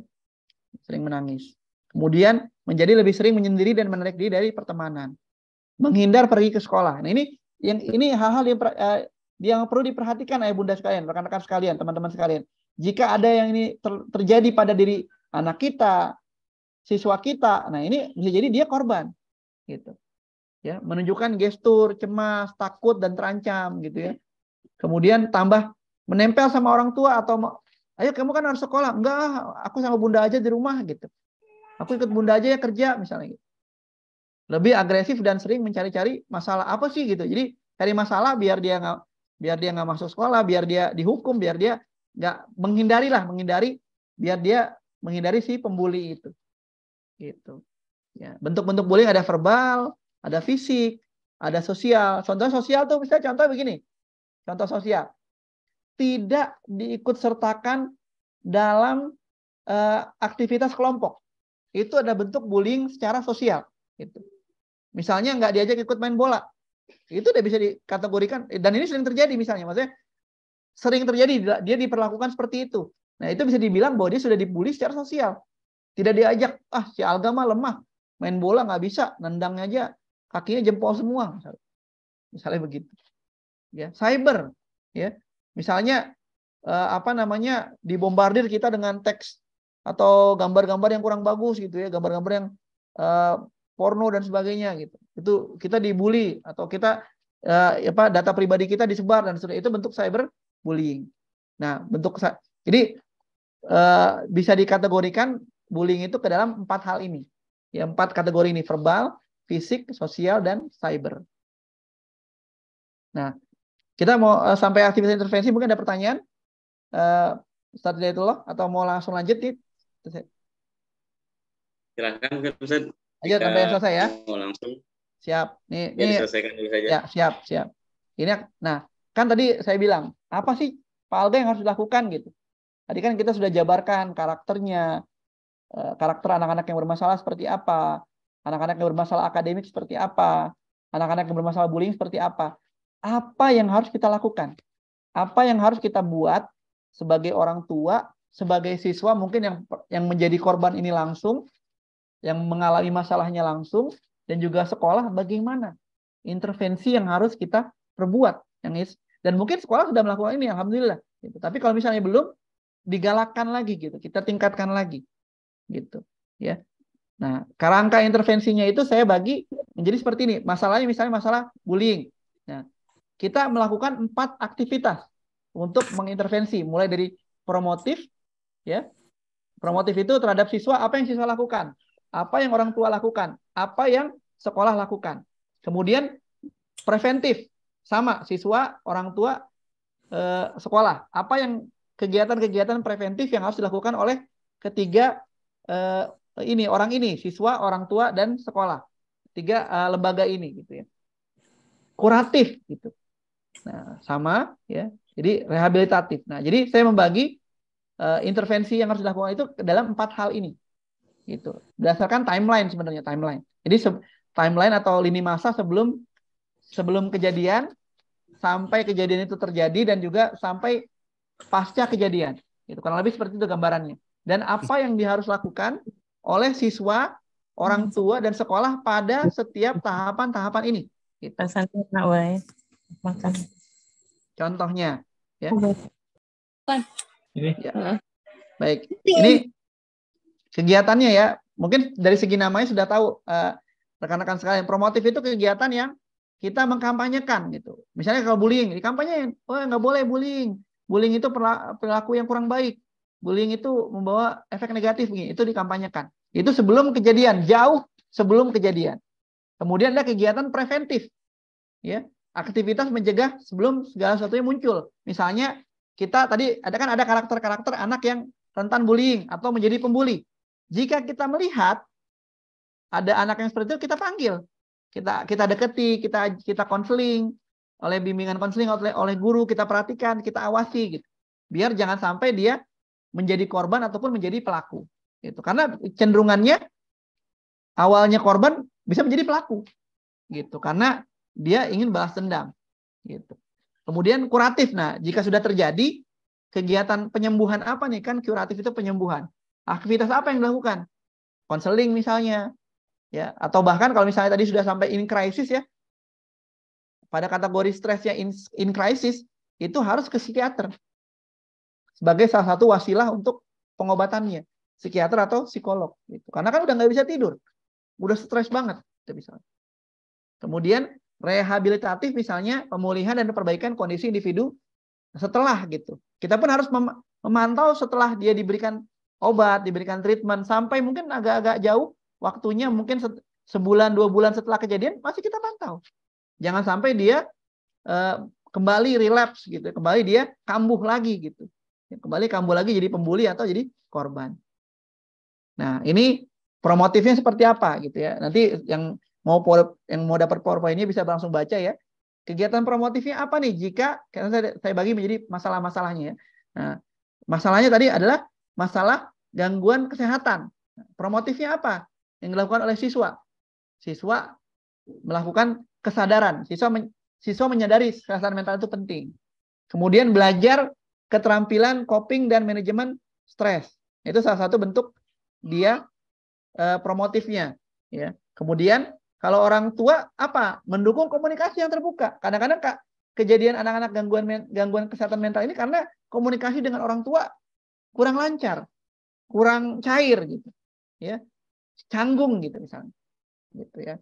Kemudian menyediakan sumber daya tentang kesehatan mental. Contohnya misalnya psikotes kepribadian. Jadi dengan ada psikotes kepribadian bisa kelihatan ya rekan-rekan sekalian, oh anak ini karakternya dominan, dia bisa jadi karakternya dominan gitu, dia agresif dan sebagainya, itu bisa kelihatan. Insya Allah. Kalau sekolah ya itu saja misalnya memasukkan kurikulum kesehatan mental di dalam kurikulum di sekolah gitu. Jadi ada mungkin di sesi bimbingan konseling diberikan info-info mengenai kesehatan mental. Jangan sampai kalian ini masuk kategori in crisis ya. Kalau misalnya kalian sudah masuk kategori in crisis, nggak apa-apa, ketemu ibu, ketemu bapak di ruang bimbingan konseling, atau mau ketemu di mana, telepon, mau WA gitu ya, di luar jam, kabari bapak ibu kalau misalnya kamu lagi stres atau apa, kabari gitu. Nah itulah bentuk pendidikan di sekolah. Kita menyampaikan sebelum kejadian. Gitu. Preventif misalnya, identifikasi mandiri tanda-tanda awal gangguan kesehatan mental oleh siswa. Nah orang tua terus memberikan dukungan. Nah, kemudian juga di sekolah membuat kebijakan untuk mengurangi tekanan akademik dan sosial yang mungkin terjadi pada siswa. Gitu. Jika siswa ini kelihatannya berat bebannya, wah harus dikurangi nih misalnya. Gitu. Kemudian harus ada pelatihan seperti yang tadi gitu. Pelatihan kepada guru dan tenaga pendidikan, bagaimana untuk menemukanali anak-anak yang sedang bermasalah mentalnya, sedang bermasalah, dia bully dan sebagainya, itu harus diberikan pelatihan untuk mengenali. Dan pelatihan ini tidak hanya bermanfaat untuk di sekolah, tapi juga untuk kita praktekkan juga di rumah dan di keluarga kita, rekan-rekan sekalian. Ya. Kemudian mengadakan psikotes kepribadian. Kuratifnya apa? Jika sudah terjadi, apa yang dilakukan? Ya, mengakses bantuan profesional oleh si siswa. Gitu. Jadi kalau dia jangan malu. Sekarang sih alhamdulillah ya. Tidak waktu seperti saya waktu awal kuliah. Waktu dulu awal kuliah, mungkin kalau misalnya ke psikiater atau ke psikolog dianggap, ih, stres lu ya. Gitu. Ngapain ke ruang bimbingan konseling? Stres ya. Gitu. Tapi sekarang alhamdulillah sudah normal, gitu. Sudah mulai rutin dan normal. Untuk pergi ke psikiater atau ke psikolog. Menyediakan sumber daya, kemudian orang tua juga sediakan profesional kesehatan. Bahkan setahu saya di Jakarta itu di setiap puskesmas, karena teman saya PNS di Jakarta, dia sering menginformasikan di grup kampus, itu di Jakarta setiap puskesmas ada psikolog yang bertugas, ya, psikolog yang bertugas dan gratis misalnya BPJS gitu ya, ditanggung oleh BPJS. Gitu. Jadi kalau misalnya sudah stres, jangan khawatir untuk ragu ke tenaga profesional seperti psikolog. Kalaupun ke psikolog nggak bisa, coba ke ustadz. Ya, bukan untuk diruqyah, bukan, tapi untuk ngobrol gitu. Ustadz kan juga orangnya empatinya kuat gitu ya, ustadz gitu. Kemudian rehabilitatifnya apa? Menerima terapi dan dukungan pemulihan. Ya, orang tua juga memantau proses pemulihan gitu. Dan juga sekolah fasilitasi. Jika anak ini setelah kesehatan mentalnya sudah dinyatakan sembuh misalnya, kita usahakan dia reintegrasi dengan kegiatan sekolah. Ada pelajaran ketinggalan apa saja, ya, kita sekolah kasih waktu untuk dia menyusul pelajaran-pelajaran yang tertinggal misalnya. Itu bentuknya. Jangan dibiarkan saja. Nanti dia sebulan nggak masuk sekolah, pas sudah selesai dia karena gangguan kesehatan mental, misalnya gitu ya, dia masuk ke sekolah, ketinggalan lagi pelajaran, nggak dibantu, ya stres lagi. Gitu. Malah relapse gitu, malah kambuh lagi. Nah, kalau untuk yang akademik apa? Gitu. Contohnya promotif oleh siswa, ya, aktif mencari target. Biasanya siswa kenapa dia masalah di akademik? Salah satunya karena faktor cita-citanya berubah, suka berubah, atau targetnya nggak jelas. Target kedepannya mau apa? Apalagi yang siswa yang SMA. Apalagi ada fakta bahwa 92% yang mahasiswa, 92% yang siswa SMA ini belum tahu mau kemana, jurusannya kemana. Gitu. Belum tahu dia mau kuliah di mana. Gitu ya. Kemudian orang tua juga membantu gitu pada saat fase promotif, membantu dengan komunikasi gitu. Umumnya orang tua itu yang dipegang itu komunikasinya, walaupun kesannya kayaknya gampang Pak komunikasi. Ya, memang harus diusahakan. Gitu. Nah, kalau sekolah kalau memang bisa adakan tes bakat minat untuk menemukanali tadi yang saya bilang tadi, psikotes siswanya. Intelijensinya gimana, minatnya apa, cita-citanya apa, gitu ya. Kemampuan dia seperti apa itu dikenali. Salah satu caranya yang mudah itu dan insya Allah akurat ya gitu ya. Yang valid adalah dengan psikotes gitu. Jadi preventifnya gimana? Ya, kemudian mencari bantuan profesional, misalnya di orang tua bantu fasilitasi. Jangan sampai anak saya kayak kesulitan di bidang matematika nih, numeriknya kurang berdasarkan hasil psikotes. Kayaknya dia perlu les misalnya gitu. Ya. Apakah itu privat atau bimbel terserah. Kemudian hingga pada proses kuratif jika dia mengalami masalah di bidang akademik ini. Gitu ya. Sampai seperti itu gitu. Kemudian terakhir yang bullying, kegiatan promotif, preventif dan kuratif dan rehabilitatif setiap siswa, orang tua dan juga sekolah seperti apa? Nah, siswa harus belajar empati, belajar respect. Gimana sih caranya Pak Alga belajar empati, belajar respect? Dari kecil gitu. Ya dari kecil kita salah satu contoh orang tua lakukan dan juga guru lakukan itu pergi ke panti asuhan atau memberikan contoh-contoh dari TV, kemudian dari di jalan tuh lihat tuh anak-anak itu. Dia jam segini harus kerja, udah malam nggak bisa tidur nyaman di jalan dan seterusnya. Oh, kasihan ya Pak ya, iya kasihan. Kita harus sayang. Dan salah satu cara untuk kita menimbulkan empati adalah dengan kita beribadah. Banyak sholat itu kan melembutkan hati. Banyak zikir dan tilawah itu melembutkan hati. Gitu ya. Kemudian orang tua gimana? Edukasi tentang bullying. Orang tua juga harus dapat materi-materi mengenai ciri-ciri. Oh, jangan sampai anak saya menjadi anak yang rentan terkena bullying nih gitu. Nah, orang tua harus tahu. Gitu. Yang tadi saya sampaikan di awal, karakter-karakter ini orang tua harus ngerti. Jangan anak kelihatannya kok semakin banyak absen di sekolah, malah anaknya digas, dimarahin. Kamu kenapa sih nggak masuk terus? Anaknya lagi stres gitu. Nah, kita nggak mengenali itu. Gitu. Kita malah semakin mempressure dia. Akibatnya ya itu, jadi semakin takutnya bergeser dari mulai excelling tadi yang spektrum tadi ya, sampai ke in crisis yang stresnya. Bahaya itu. Ya, sampai seperti itu. Nah, sampai kepada tahap rehabilitatif, misalnya si anak kuratif, contohnya misalnya anak jangan takut preventif, jangan takut untuk melapor. Ini contohnya yang penting-penting saya sampaikan.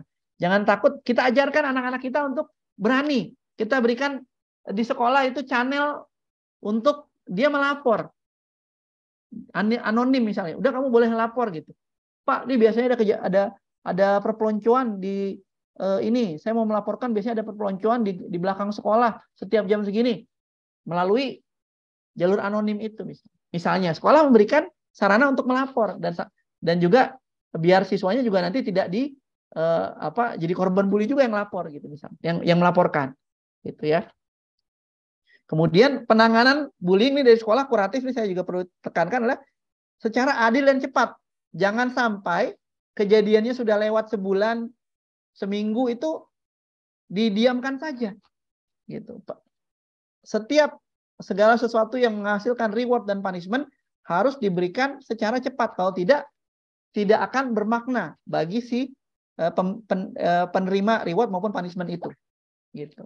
Ya, kemudian rehabilitatif tentu saja menghadiri sesi konseling. Orang tua juga aktif menghadiri sesi konseling dengan siswa, dengan anaknya, gitu ya. Nah, kesimpulannya pertama adalah siswa masa kini menghadapi banyak tantangan dan permasalahan. Lalu permasalahan atau tantangan yang dihadapi anak sangatlah kompleks. Pak Alga kan banyak masalah yang lain. Kenapa 3 ini? Nah, itu saya bilang tadi, 3 ini bisa jadi akar masalahnya. Karena dia intelijensinya, karena dia bermasalah untuk di pelajaran sekolah, dia jadi acting out, dia jadi nakal, dia jadi membuli dan seterusnya. Dia jadi membolos dan sebagainya. Gitu ya. Kemudian beberapa masalah besar dihadapi oleh siswa adalah gangguan kesehatan mental, gangguan akademik, dan bullying. Kemudian intervensi dalam menghadapi masalah di atas menjadi 4 tahapan. Ya, bisa lakukan dengan 4 tahapan. Bisa mungkin dengan metode yang lain. Nah, saya sampaikan di sini yang mengenai 4 tahapan itu gitu. Dari mulai sebelum terjadinya kejadian ya kita preventif, ya dimulai promotif, preventif, kuratif, dan rehabilitatif seperti apa. Kemudian intervensi terutama dilakukan oleh sekolah, orang tua dan siswa itu sendiri. Ini melibatkan minimal 3 pihak ini, gitu, ya, untuk biar masalah-masalah siswa ini terselesaikan, tidak diserahkan sendiri kepada siswa, atau orang tua tidak menyerahkan ini hanya kepada sekolah, atau sekolah hanya mengembalikan kepada orang tua. Ini merupakan butuh kerjasama dari seluruh unsur, gitu. Kurang lebih seperti itu. Baik, itu mungkin dari saya. Terima kasih. Syukran, jazakumullah khair. Mohon maaf kalau kecepatan atau ada kalimat-kalimat yang kurang dipahami. Insya Allah jika ada pertanyaan saya akan berusaha menjawab sebaik mungkin. Saya serahkan kembali kepada Ustadz Hidayatullah. Padahal Ustadz. Baik, terima kasih Ustadz atas paparannya yang sangat luar biasa dan jelas dari A sampai Z, gitu. Alhamdulillah. Dan kita sudah berada di ujung sesi 1 ya, sesi pemaparan. Dan selanjutnya kita akan berikan kesempatan kepada para peserta webinar pada malam hari ini untuk bisa bersoal jawab, bisa sharing dengan narasumber kita yang sangat luar biasa. Kami akan berikan kesempatan untuk 3 orang penanya pada 3 orang peserta dari webinar pada malam hari ini untuk bisa sharing dengan narasumber kita. Silakan Bapak Ibu semuanya untuk raise hand bagi Bapak Ibu yang akan bertanya. Dan untuk selanjutnya kami ingatkan kepada para peserta sekalian untuk tidak lupa mengisi presensi terlebih dahulu sebelum acara ini selesai. Kami mohon Bapak Ibu untuk bisa mengisi presensi sebagai bukti bahwa Bapak Ibu semuanya pernah mengikuti kegiatan webinar pada malam hari ini. Baik, sudah ada yang angkat tangan ini. Sebentar. Kami akan berikan kesempatan untuk peserta. Yang pertama Ibu Rifa Fatimah, kami persilahkan Ibu Rifa Fatimah. Silakan. Ya, baik. Assalamualaikum warahmatullahi wabarakatuh. Waalaikumsalam warahmatullahi wabarakatuh. Sebelumnya syukran jazakallah khair Ustaz atas ilmu yang sudah disampaikan. Saya ingin bertanya terkait dengan kebiasaan atau kelakuan murid di tempat saya mengajar gitu Ustaz. Di antaranya ada yang sering mengadu perbuatan teman-temannya gitu Ustaz, yang kurang baik gitu. Jadi setiap pembelajaran ketika kosong tidak ada guru di kelas. Nah, kemudian kan siswa biasanya berisik terus dan lain sebagainya. Terus kadang ada yang berkata kotor, terus dan lain sebagainya gitu. Nah, si anak ini tuh seringkali mengadu kejadian-kejadian atau perbuatan teman-temannya itu ke wali kelasnya gitu. Nah, apa yang harus saya lakukan kepada si anak yang sering mengadu ini, Ustadz? Karena kalau dilihat secara si anak yang suka ngadu ini tuh kayak butuh perhatian gitu, Ustadz. Apa gitu ya? Iya, karena over ya. Dan sekarang malah jadi dijauhi sama teman-temannya gitu karena kata teman-temannya dibilangnya cepu katanya gitu, Ustaz. Nah, jadi kelas berapa nih? Kelas berapa, Bu? Kelas 7, Ustaz. Kelas 7 satu SMP ya? Iya. Baik, Masya Allah. Jadi kurang disukai sama teman-temannya. Kalau melihat kondisi seperti ini, sepertinya si anak yang suka ngadu ini seperti butuh perhatian gitu, seperti kurang perhatian gitu di rumahnya. Dan kebetulan kondisi di keluarganya itu ayahnya itu katanya berlayar, Ustadz. Jadi jarang pulang gitu, berapa tahun gitu katanya, jarang ketemu. Nah, kalau lihat kondisi seperti itu, apakah karena apakah karena dia komunikasi dengan ayahnya yang jarang dan kurang perhatian dari ayahnya, maka dia jadi seperti itu atau gimana ya? Terus dan bisa dipahami. Cara menghadapinya juga bagaimana? Baik, bisa dipahami, Ustazah. Iya. Bisa langsung silakan Ustaz. Baik, terima kasih pertanyaannya Ustazah Rifa ya. Jadi ini asumsinya berarti akhwat ya Ustazah ya? Perempuan atau Nah, laki? ya, Perempuan ahwat. ya, akhwat ya. Ya, jadi bisa jadi memang ini indikasi bahwa anaknya memang eh, sebenarnya ingin diperhatikan ya. Ingin mendapatkan perhatian mungkin dari ustazahnya, dari wali kelasnya ataupun juga dari teman-temannya sebenarnya. Dengan dia melaporkan hal tersebut, dia mungkin bisa jadi dia awalnya dibully secara sosial, bisa jadi Ustazah. Jadi Iya. maksudnya dieksklusikan dari atau dinafikan dari kegiatan-kegiatan yang berkelompok gitu. Nah, karena dia tidak diajak, jadi ya lebih baik saya laporin gitu. Ya, karena saya nggak diajak main, karena saya nggak diajak gaul, karena mereka nggak mau bergaul sama saya, ya udah saya laporkan saja apa yang mereka lakukan di kelas yang mungkin memang negatif gitu ya.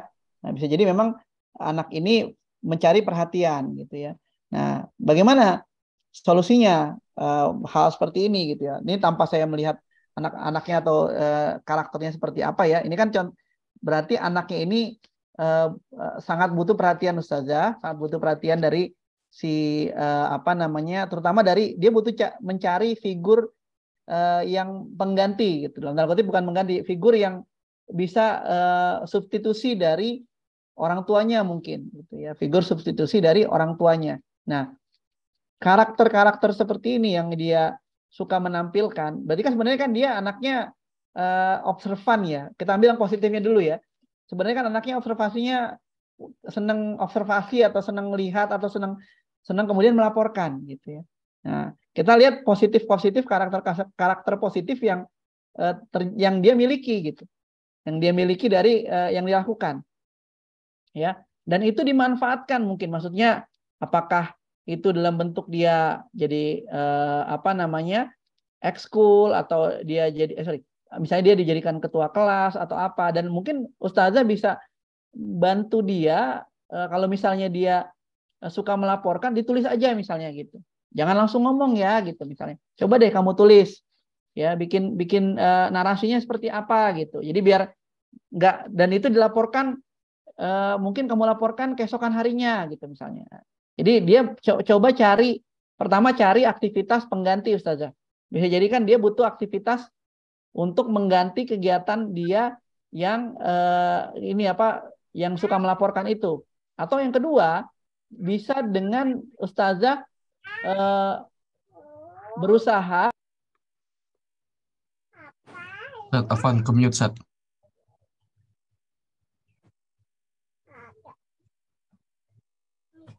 Saya ulangi. Saya ulangi, bisa ustazah dengan dia mencari aktivitas substitusi bagi dia. Itu ustazah. Dia minatnya apa? Gitu. Karena kan dia sebenarnya bisa jadi dia ingin diikut sertakan dalam kegiatan. Dia ingin diikut sertakan dalam aktivitas bersama teman-temannya ini. Carilah aktivitas pengganti bagi anak ini gitu. Coba ustazah deketin. Nah, Dek, kamu sukanya apa sih, kegiatan apa? Suka nulis gitu atau suka gambar, suka ini, suka itu. Nah, itu yang kita gali biar dia aktivitas memonitor atau mengawasi teman-temannya itu berkurang. Gitu. Nah, itu bisa diusahakan seperti itu. Yang kedua, bisa dengan kita ustazah memberikan pemahaman kepada teman-temannya. Tolong si fulanah ini kalau misalnya ada aktivitas diajak, siapa tahu dia anaknya seru gitu. Misalnya gitu ya, atau diberikan kesempatan untuk dia bisa. Yang ketiga, diberikan kesempatan di kelas dia bisa menampilkan dirinya. Anaknya kayaknya sepertinya senang tampil atau senang jadi pusat perhatian gitu. Nah, iya betul, Ustaz. Nah, gitu kan. Nah, jadi cari aktivitas atau celah-celah pada saat ustazah mengajar yang mana dia bagus dalam hal apa, berikan kesempatan dia untuk tampil gitu. Apakah itu misalnya ada pelajaran yang kayaknya si fulanah ini bisa deh gantiin bu guru, coba kamu yang jelasin gitu. Nah, misalnya atau seperti, dan semisalnya seperti itu, biar dia bisa tersalurkan keinginan untuk tampilnya itu, menampilkan kebisaannya itu, daripada dia melakukan kegiatan-kegiatan yang menimbulkan amarah dan juga ketidaksukaan dari teman-temannya. Ustazah cari celah-celah kegiatan-kegiatan. Misalnya dia bagus dalam menggambar. coba kamu bikin mading, coba kamu bikin ini, bikin itu gitu. Jadi bisa mengalihkan perhatian dari yang lain dan juga sekaligus membuat dia stand out. Dan siapa tahu dengan dia stand out, teman-temannya jadi lihat, ternyata si Fulanah itu nggak cuma bisa comel doang ya gitu. Ternyata dia jago juga yang ini itu jago dia misalnya. Misalnya seperti itu saja. Kurang lebih seperti itu ya kalau bisa ditangkap mudah-mudahan. Ya, alhamdulillah, syukran Ustaz. Ya, Afwan. Jazakillah khair. Baik, Masya Allah. Semoga bisa dipahami jawabannya dan bisa diambil manfaat serta faedahnya oleh saudari penanya. Baik, untuk selanjutnya akan kami berikan kesempatan kepada penanya kedua. Dan kami ingatkan sekali lagi bagi peserta yang belum mengisi absensi, silakan untuk mengisi absensi terlebih dahulu. Dan untuk penanya kedua kami berikan kesempatan kepada Bapak Ashar Aziz Afifi. Silakan. Ya, bismillahirrahmanirrahim. Assalamualaikum warahmatullahi wabarakatuh. Waalaikumsalam warahmatullahi wabarakatuh. Kami ucapkan jazakallahu khairan katsiran, barakallahu fikum kepada Bapak Sandi Atraf Alga yang telah menyampaikan materinya, semoga bermanfaat dan memberikan pencerahan bagi kita semuanya. Pak, saya Ashar Aziz Afifi, asal dari Magelang. Saya di Ma'had seperti itu, di pondok pesantren. Di Ponpes ya? Iya, alhamdulillah sudah 5 tahun ini saya diberikan amanah di bagian kesantrian gitu, Pak. Dan memang dari tahun ke tahun itu polemik santri semakin kompleks itu, Pak. Betul. Banyak sekali, apalagi akhir-akhir ini dengan kejadian yang di luar itu yang menjadikan pukulan bagi kami di pondok pesantren untuk mengevaluasi tentang pengasuhan kami sehingga lebih baik lagi gitu, Pak. Untuk pertanyaannya, ini bagaimana Pak solusi yang perlu kami hadapi sebagai pengasuh manakala menghadapi penyimpangan dan pelanggaran santri, terutama yang ada di tingkat, kalau SMP kelas 9, kalau SMA kelas 12, Pak. Karena memang di kelas-kelas tersebut itu tingkat pelanggarannya atau tingkat ketidakkondusifannya itu lebih tinggi dibandingkan tingkat-tingkat di bawahnya seperti itu. Sehingga kita yang diharapkan lulusan-lulusan itu bisa lebih baik, bisa mewujudkan visi misi pesantren, itu justru malah semakin kesini semakin berkurang kualitasnya gitu, dan semangat belajarnya pun juga berkurang. Apakah ini memang karena kebosanan atau bagaimana? Padahal kami sudah melakukan evaluasi, sudah kami ringankan kegiatan, sudah kami bentuk suasana sekolah yang nyaman, tapi masih ada aja yang melakukan penyimpangan seperti itu, Pak. Mungkin kami bisa minta solusinya dari Bapak. Baik, Masya Allah. Bagaimana? Barakallahu fikum. Assalamualaikum warahmatullahi wabarakatuh. Masya Allah. Baik. Silakan. Baik, Ustaz. Baik, ini bagian kesantrian ya. Memang biasanya kelas 9 dan kelas 12 itu bisa karena faktor kebosanan, bisa karena faktor memang di kelas-kelas itu tekanannya paling besar. Gitu ya. Karena kan pressure-nya kan paling besar di kelas ujung ya. Kelas 9 dan kelas 12. Yang kelas 9 pressure untuk mungkin ke kelas tingkat berikutnya ke SMA gitu ya. Kemudian juga ke kelas 12 mungkin pressure-nya mungkin ke sekolah lanjutan dia seperti apa gitu ya. Nah, menghadapi penyimpangan pertama sekali yang paling organik sekali adalah aturan gitu. Aturannya seperti apa? Aturannya sudah clear. Aturan-aturan apakah sudah clear, sudah jelas? Anggaplah mungkin kita udah lengkap atau kita belum lengkap, Ustaz gitu. Apakah sudah clear dan sudah dipahami? Pertama itu, aturan apakah sudah clear dan sudah dipahami, gitu ya. Kedua, jika itu sudah, ya, jika aturan itu sudah clear dan sudah dipahami, penerapannya seperti apa? Apakah adil? Apakah ada yang berat sebelah dirasa oleh siswa? Ini dirasa oleh siswa ya, bukan berarti Ustadz mungkin nggak adil atau enggak, tapi ini kan yang dirasa kan perasaan, namanya perasaan, orang kan bisa benar bisa salah, Ustadz ya. Nah, jadi ya itu saya ulangi lagi. Pertama adalah apakah aturannya sudah komprehensif? Karena ini kan kalau pakai aliran psikologi behavioristik, Ustaz, sifatnya kan cuma reward sama punishment, Ustaz. Itu cuma dua, reward atau punishment. Gitu. Dan itu terlihat dari aturan kan. Gitu. Nah, aturan di pondok ini apakah sudah clear dan jelas dan dipahami oleh semua sivitas, gitu ya, terutama si siswa ini. Nah, jika sudah, insya Allah, alhamdulillah jika sudah. Yang kedua adalah implementasi dari aturannya gimana, gitu. Jika ketemu siswa yang ini, aturannya keras. Jika ketemu siswa yang ono, biasa-biasa aja, misalnya. Gitu. Nah, jadi itu di secara organiknya di aturannya dulu. Nah, saya husnuzonnya sudah, ya. Berarti kan kembali ke karakter siswa, gitu ya. Kembali ke karakter siswa yang memang kelas 9, kelas 12 ini banyak pelanggaran. Nah, dilihat kalau misalnya siswa, Ustaz, dilihat akar masalahnya apa. Ya, tadi bisa jadi akar masalah karena dirasa ketimpangan dari implementasi aturan. Ya, akar masalahnya bisa tadi dua hal aturan tadi ya. Akar masalah bisa karena aturannya belum jelas dan belum dipahami oleh siswa. Bisa juga karena penerapannya kalau bahasa kerennya itu kan tebang pilih misalnya, gitu ya. Atau kalau nggak ketahuan nggak diberikan hukuman atau gimana gitu, berasa aman gitu ya. Nah, jadi itu kita lihat dulu akar masalahnya apa, Ustaz. Kenapa ini berulang? Kenapa ini terjadi? Gitu. Nah, apakah akar masalah itu karakternya ada sih instigatornya, Ustaz? Itu instigatornya ada yang menyalakan api dan menyiram bensinnya, ada yang provokatornya misalnya gitu. Dan provokatornya sama gitu misalnya.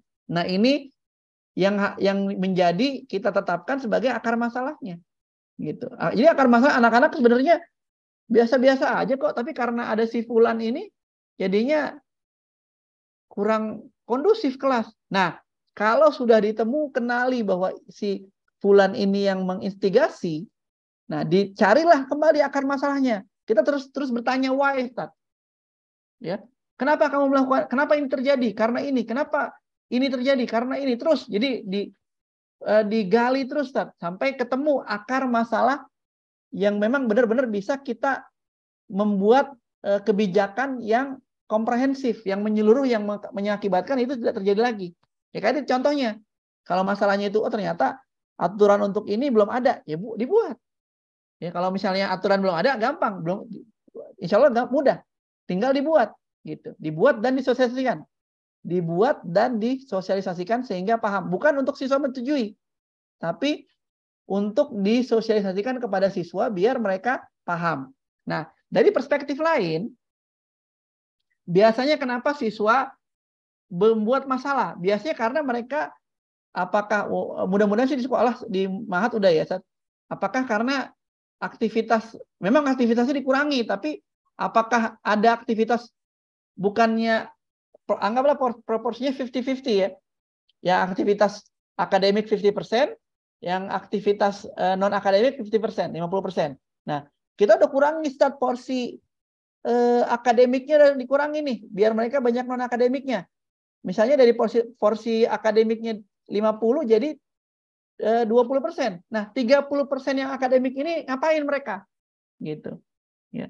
30% ini ngapain mereka? Aktivitasnya apa? Gitu. Karena memang wajar anak seusia mereka itu banyak banyak energi gitu, banyak energi. Nah, khusus kelas 12, Tat. Nah, khusus kelas 12 biasanya hal ini terjadi umumnya karena mereka belum punya target. Mereka menganggap ya ke depannya saya juga udah settle, atau ke depannya saya udah jelas masa depan saya bakal begini, saya bakal begitu, sehingga akhirnya mereka tidak memperdulikan proses untuk menuju ke sana gitu. Nah, bisa dengan kita berikan target, bisa dengan kita berikan cita-cita, bisa kita dengan berikan aktivitas yang lebih banyak kepada mereka di Mahat misalnya gitu. Itu kurang lebih seperti itu, Ustaz. Tapi dicari, Ustaz, akar masalahnya apa? Why? Kok kayaknya penyimpangan kok terjadi terus. Berarti yang Ustaz selesaikan, mohon maaf, bukan akar masalah. Hanya ibaratnya masalah kecil-kecil aja gitu. Kita ibaratnya kebakaran hutan, hanya menyelesaikan kebakaran di hutan sebelah sana di ujung timur, tapi belum ketemu nih. Udah padam semua misalnya, tapi akar masalahnya belum ketemu. Siapa yang menyebabkan? Apa yang menyebabkan? Gitu. Nah, memang tugas dari kita untuk menemukan hal itu gitu. Caranya gimana? Dengan bertanya, tanya terus why this happen? Why? Kenapa kamu kenapa kamu melakukan hal ini? Karena saya nggak suka, Pak. Nggak sukanya kenapa? Nggak sukanya sama siapa? Nah, itu biar kita akhirnya menemukan akar masalah sehingga bisa mudah-mudahan ketemu solusi yang permanen. Kurang lebih seperti itu, Ustaz. Mudah-mudahan bisa sedikit menjelaskan atau memberikan inspirasi mudah-mudahan. Wallah. Baik, terima kasih Ustaz atas ya, Van. jawabannya, dan terima kasih juga untuk penanya dari Magelang, Bapak Ashar Aziz Tarifi tadi ya, insyaallah. Dan untuk selanjutnya penanya terakhir, kami berikan kesempatan untuk penanya terakhir kepada Bapak Fahrul Rozi. Silakan untuk bisa menyalakan audionya. Kami berikan kesempatan bagi penanya ketiga, penanya terakhir sekaligus pada Bapak Fahrul Rozi. Silakan. Ya, halo, Ustaz.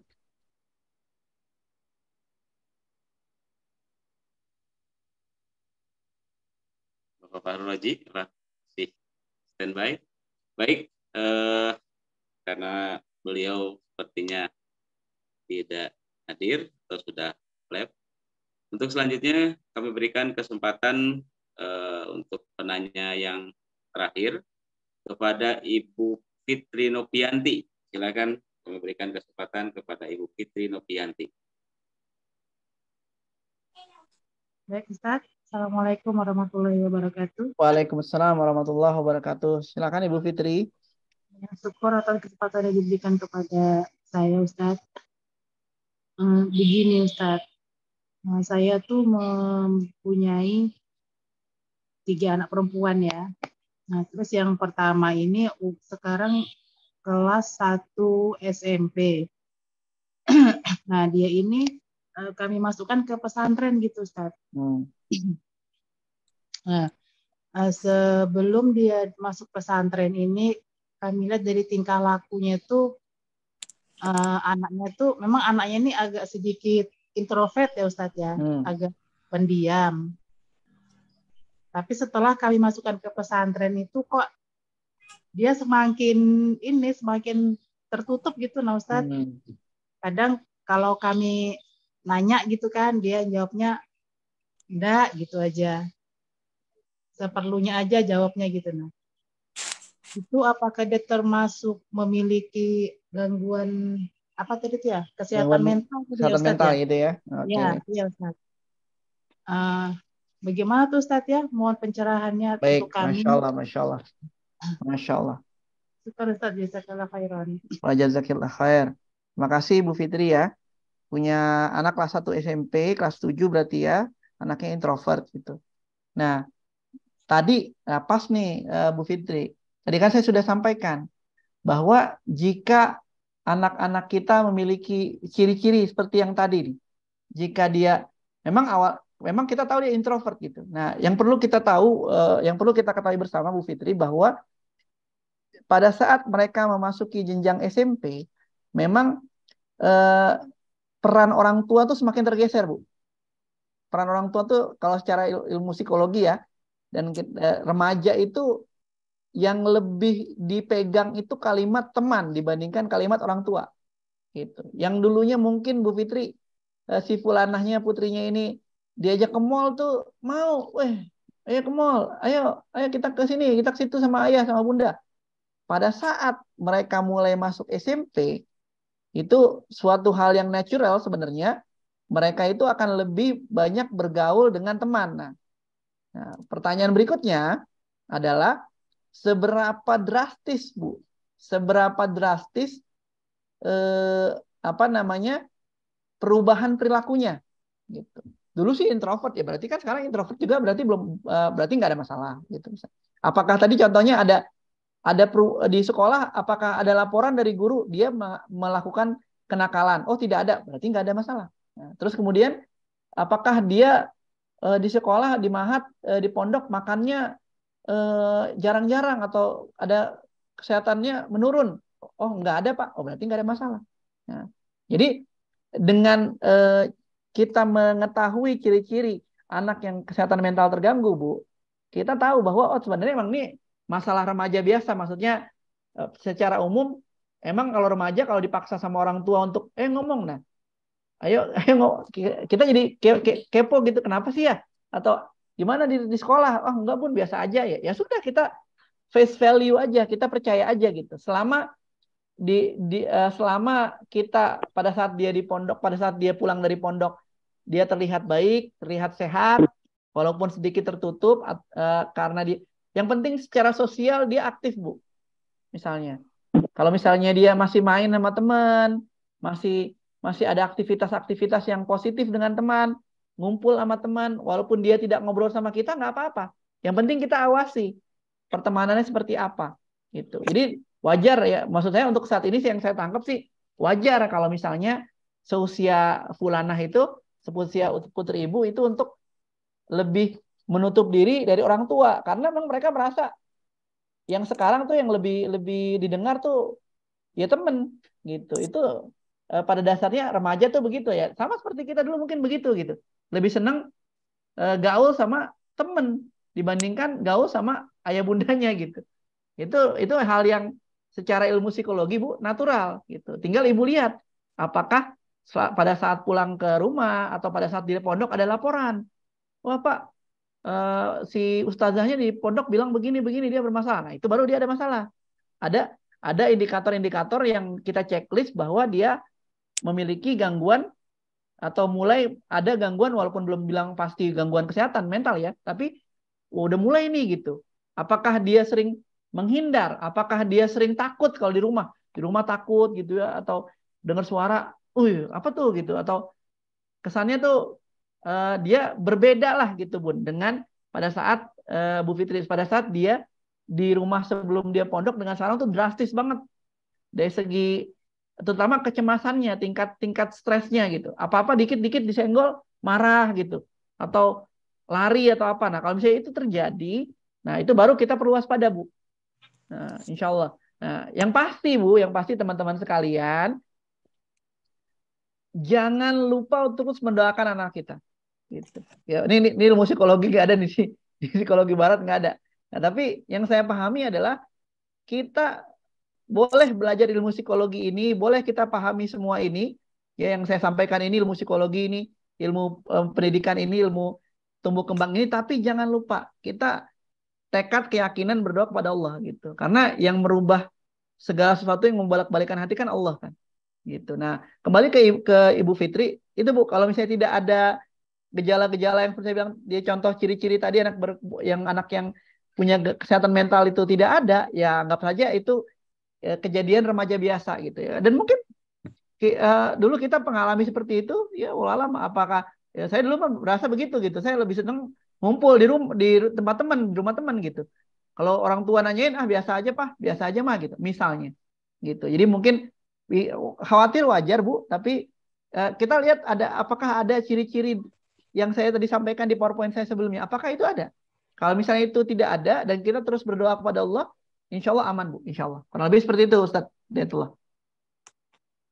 Baik, terima kasih Ustadz atas paparan dan jawabannya, Masya Allah, sangat luar biasa. Dan kami ucapkan terima kasih juga bagi penanya terakhir Ibu Fitri Novianti tadi. Dan kita sudah berada di penghujung waktu, karena saat ini waktu sudah menunjukkan pukul 21:33 waktu Indonesia Barat. Dan ini tandanya bahwa kita sudah berada di ujung pertemuan. Dan Ustaz, untuk selanjutnya kami berikan kesempatan beberapa saat untuk menyampaikan kesimpulan dari apa yang sudah disampaikan tadi. Silakan. Baik, Ustaz, syukran. Jadi ayah bunda sekalian ya. Jadi saya ulangi lagi yang sudah saya sampaikan kepada Bu Fitri ya. Jadi kita perlu memahami, perlu mengetahui, perlu mempelajari ilmu-ilmu psikologi ini, ilmu perkembangan gitu. Ya, ilmu perkembangan mengenai anak, mengenai remaja itu perlu ya informasi ini. Dan memang itu semua ilmu ini dari Allah gitu ya. Yang saya dapatkan ini walaupun mungkin belajarnya di kampus yang umum gitu ya, tapi semua ini saya percaya dari Allah gitu. Nah, kita lihat kembali yang sudah saya sampaikan gitu, kalau kesempatan kita lihat, berkaca kembali kepada anak-anak kita, kepada saudara kita, mungkin kepada siswa kita di sekolah. Oh, dia kayaknya setelah dijelaskan oleh Pak Alga, dia kayaknya ada kendala nih, dia ada punya masalah. Nah, ini kita langsung langsung kita coba bantu gitu. Jadi jangan sampai ada kejadian-kejadian seperti yang mungkin sering kita dengar di sosial media. Ada anak yang bunuh diri, ada anak yang stres gitu ya. Ada anak yang nggak mau sekolah, ada anak yang prestasinya dari mulai masalah yang ringan, mungkin prestasi sekolahnya menurun sampai masalah yang berat seperti dia mau cabut nyawanya sendiri lah, bunuh diri lah, apalah. Nah, itu yang harus kita hindari. Dan yang penting lagi adalah berdoa kepada Allah gitu. Ya, dan ini yang tidak saya dapatkan di kuliah gitu. Nah, yang ini saya sampaikan kepada rekan-rekan sekalian. Kita wajib percaya bahwa segala sesuatunya Allah yang menentukan. Nah, jika kita percaya hal itu, insya Allah akan Allah mudahkan kita dalam mendidik putra-putri kita dan juga siswi kita nantinya. Kurang lebih seperti itu dari saya.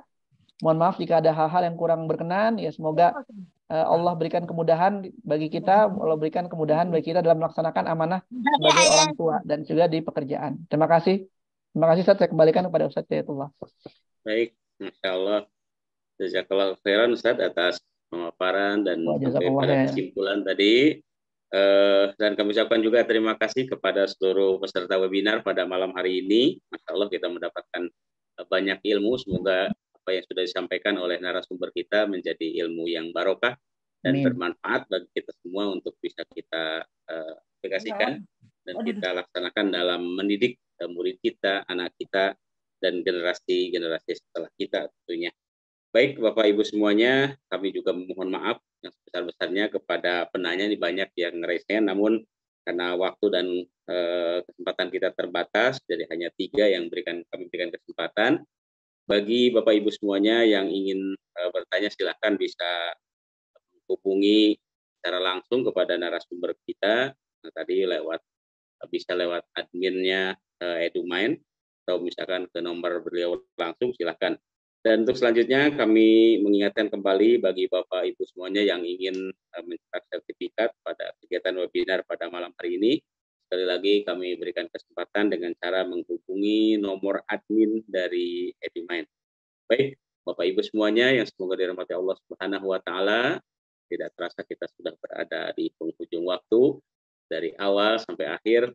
Begitu serunya kita untuk diskusi pada malam hari ini dengan tema yang sangat menarik, dan kami sekali lagi memberikan kesempatan kepada Bapak Ibu semuanya yang memerlukan sesi sharing lebih lanjut dengan narasumber dari Edumind. Kami membuka kesempatan bagi Bapak Ibu semuanya untuk bisa sharing dengan narasumber kita dengan cara menghubungi nomor adminnya Edumind. Baik, Bapak Ibu semuanya, dan kita tutup pertemuan pada malam hari ini dengan doa kafarat majelis. Subhanakallahumma wa bihamdika wa la ilaha illa anta astaghfiruka wa atubu ilaik. Ustaz, jazakallahu khairan. Ustaz semuanya. Terima kasih Ustaz. Terima kasih. Assalamualaikum warahmatullahi wabarakatuh. Waalaikumsalam warahmatullahi wabarakatuh.